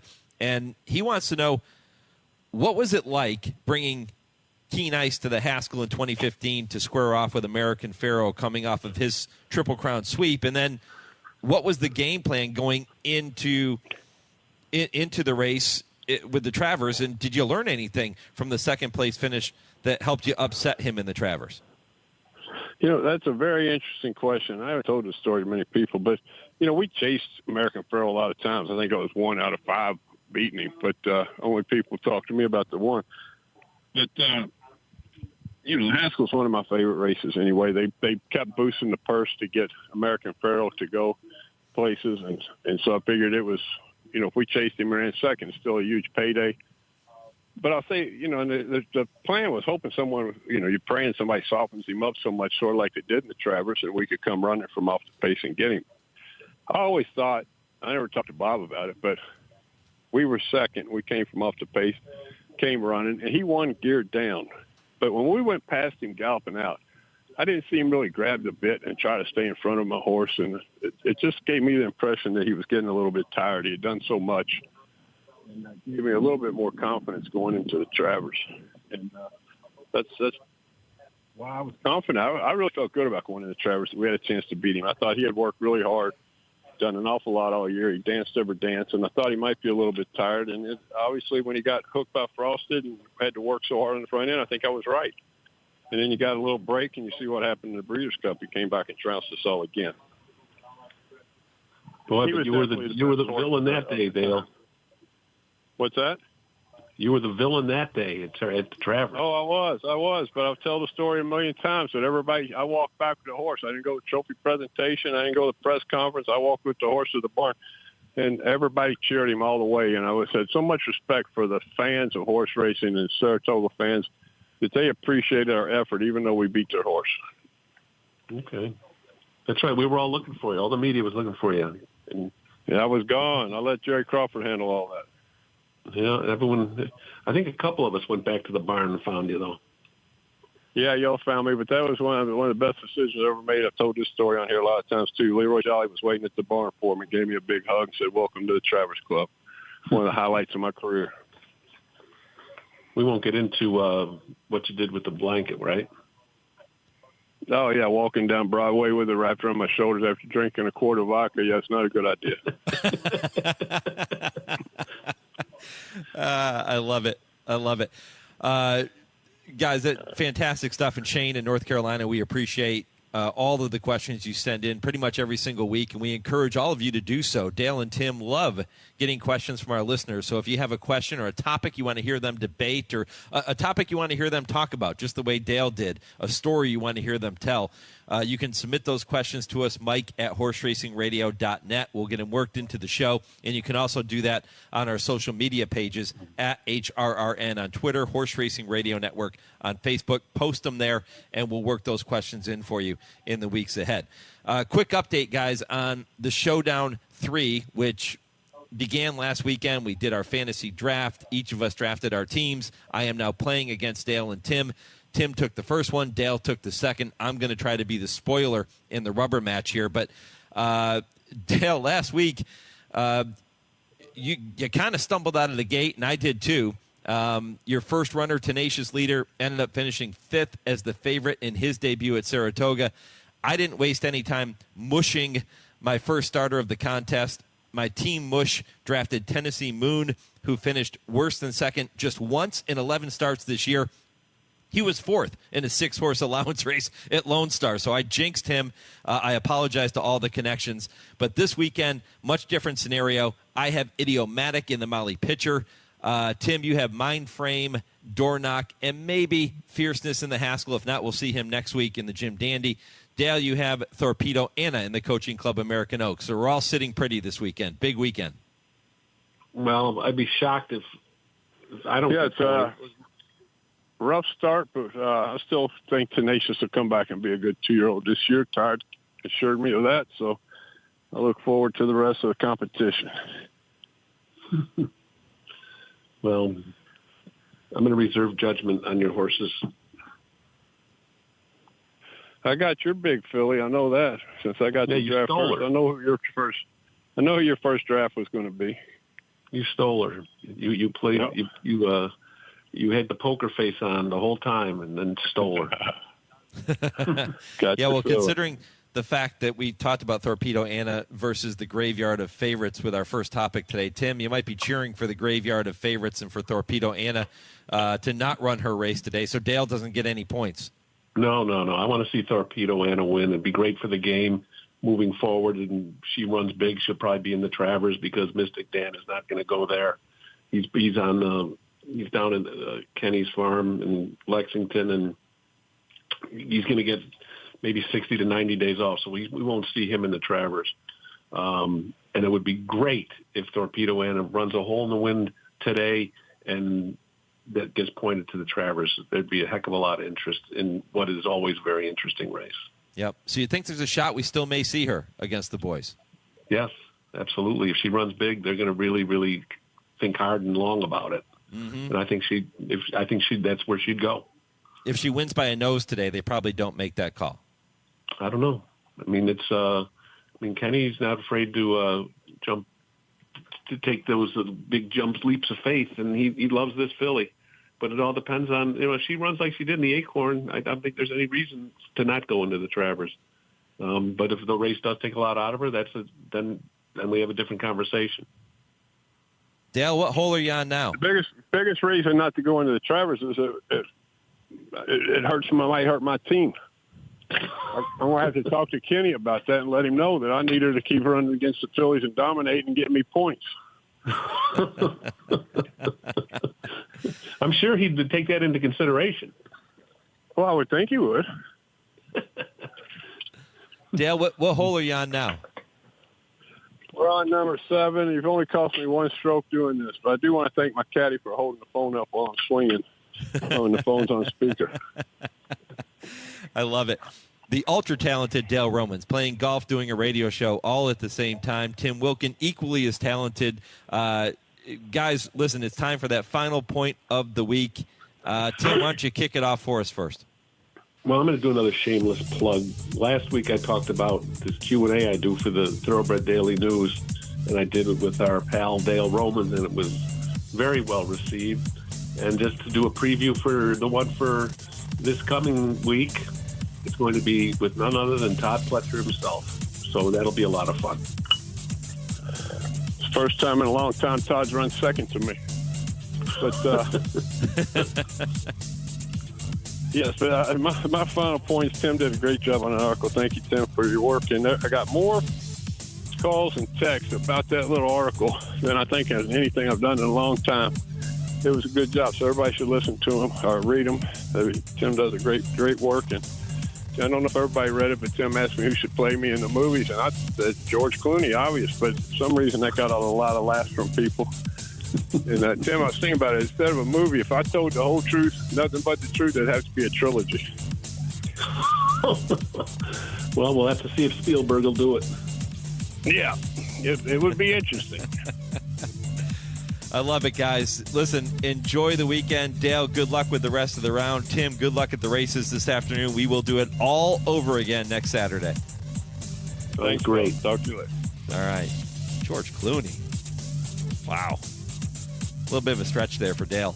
If you have a topic you want to hear Dale and Tim discuss, email that to me, Mike at horseracingradio.net. Get that worked in for you in the weeks ahead. You can also post it on our social media pages. I Ask, They Answer is presented by the University of Louisville, Equine Industry Program, and the College of Business. I'm back with more. This is the Equine Forum on the Horse Racing Radio Network, where racing comes to talk. Hi, Tony. Hey, Matthew. There's a reason why Tony's Steaks and Seafood is my favorite restaurant. It's because I want to feel part of the family. Isn't that right, Tony? That's right. There's a saying on the wall that I truly believe in. There's always room for one more at our table. We just want you to be part of our family. And believe me, you will be. It's Tony's Steaks and Seafood right across from Triangle Park. Visit them at TonySteaksandSeafood.com. James Brown and Bill Cowher welcoming you back to Dennis Melvin's house. It's time for the Midnight Snack Run. This is one tricky obstacle course. Sticking to healthy habits in this kitchen is going to take focus and determination, but it can be done, JB. He's already entered the snack part of the course, and he's eyeballing a jar of chocolatey candy. That is tempting right off the start. Uh-oh, he's reaching, Bill, but he pushes it away. Great stiff arm. He's approaching a plate of delicious-looking iced cookies. Oh, Dennis, you only want one of those. He blows right by him for the apple. Oh, the fridge. It's make or break time, JB. He stares down some rich-looking treats. Uh-oh, looks like he's headed for the soda. Wait, he jukes left, grabs the water bottle, and shuts the door with his elbow in record time. Unbelievable move. I gotta see that again. And he's out. He even turned off the light. That's the way you execute a midnight snack run. Stand Up to Cancer and Rally want you to reduce your risk for cancer. Go to takeahealthystand.org. In honor of all those we've lost to cancer and those still fighting and thriving, like basketball analyst and cancer champion Dick Vitale. I want to beat cancer. I'm going to beat it. That's no doubt in my mind. I'm going to win this battle. Defeating cancer will take all of us. Join our team to help fund game-changing research that saves lives. At the V Foundation, V is for victory over cancer. V is for victory over the odds. V is for victory over health disparities, victory over setbacks, victory over the unknown. V is for victory over giving up. Don't give up. Don't ever give up. Donate to the V Foundation to join our team and help save lives. Cancer can take away all my physical abilities. It cannot touch my mind, it cannot touch my heart, and it cannot touch my soul. 100% of donations fund game-changing cancer research. Donate now to the V Foundation at V.org. Trainer Talk, presented by Fasig-Tipton. Please join me in welcoming Hall of Fame trainer Todd Pletcher, Hall of Fame trainer Nick Zito on Trainer Talk. Welcome Hall of Famer Bob Baffert to the program. Hall of Fame trainer Shug McGahee, nice enough to spend some time with us. Hall of Fame trainer Bill Mott here on Trainer Talk. Dual Hall of Fame trainer Mark Cassey. Trainer Talk, the biggest names in horse racing. Wednesdays, 6 to 7 p.m. Eastern. Sirius 162, XM 207, and streaming live at horseracingradio.net. You're listening to the Equine Forum on HRRN, presented by TwinSpires. Oh, winding down the show to the sounds of the recently released Volume 3, Pulling My Strings is the name of the song, from Weak Ass Mushroom Tea. Good stuff. You can check them out wherever you stream music. And in case you're wondering, that is our producer Lee Delapina on bass with that song, Pulling My Strings. You can also check out their website, weakassmushroomtea.com, if you want to learn more and check out all their albums and all their songs. Do a fantastic job. Todd Pletcher hoping to pull a few strings today. You heard from him earlier in the program. Brad Cox also hoping to tug on the right strings too in the Haskell and with all of his runners coming up at Monmouth later today. Which morning line favorite is most likely to win this afternoon? Torpedo Anna for Ken McPeak or Mindframe for Todd Pletcher? Torpedo Anna going in the Coaching Club American Oaks at Saratoga, Mindframe in the Haskell at Monmouth Park. Which one? Who you got? Let me know. I think it's an interesting question because I think you can go a couple different ways with it, and I'll tell you more about that right after I remind you that there is no better way to follow racing, breeding, industry news, and more than with Blood Horse. There are so many platforms in which they bring it to you. You got bloodhorse.com, Blood Horse Plus, Blood Horse Daily, the Blood Horse Daily app, Blood Horse Magazine, and, of course, all of their social media pages. No one covers thoroughbred racing, breeding, and our sport like Blood Horse. For more than 100 years, it has been Blood Horse. So which morning line favorite do you think is more likely to win today? That's the poll question. You've been chiming in all morning at HRRN on Twitter, Horse Racing Radio Network on Facebook, and many of you have emailed the show. I've updated that throughout the program. But which one? If you look at Torpedo Anna, we just talked about this in the previous segment with Dale and Tim. She has to square off not just with her rivals in the Coaching Club American Oaks, which a couple of those fillies in there, let's face it, they can really run. I mean, Candied for Todd Pletcher is a Grade 1 winner. That came in the Alcibiades at 2. Leslie's Rose can certainly run a little bit. But it's Torpedo Anna's race to lose. But she does have to face the graveyard of favorites. And we've seen a lot of horses that on paper looked unbeatable, and they go to Saratoga and they get beat. Keep in mind, Torpedo Anna 1-for-1 at Saratoga, in case you're wondering. That came last time out in the Acorn as part of the Belmont Stakes Racing Festival when the Belmont was held at Saratoga. So she handled the surface just fine, thank you, and she won that race by more than 5 lengths. This is her race to lose. You have to think that she may be the most likely of those two choices to win. But I think the assignment for Mindframe is a little bit more challenging. Ultra talented. He makes just his 4th career start. Wins his first 2 races by daylight. Comes up short to Dornoch in the Belmont Stakes. Looked like he was going to win that race. And then kind of drifted out, hit a wall a little bit, if you will. A figurative wall in deep stretch, and ends up finishing 2nd. Dornoch back in the Haskell again today, too. So he's got to turn the tables on him. Todd Pletcher also has Tuscan Sky, who ran huge in the Pegasus. May have an advantage there, having the win over the racetrack. And then, what do you do with Brad Cox and Timberlake? We saw Timberlake early in the season winning the Rebel Stakes, drew off to win that race by 2, was favored in the Arkansas Derby, and was in contention to the stretch, and then ends up fading to finish 4th, beaten just over 6 lengths in that one.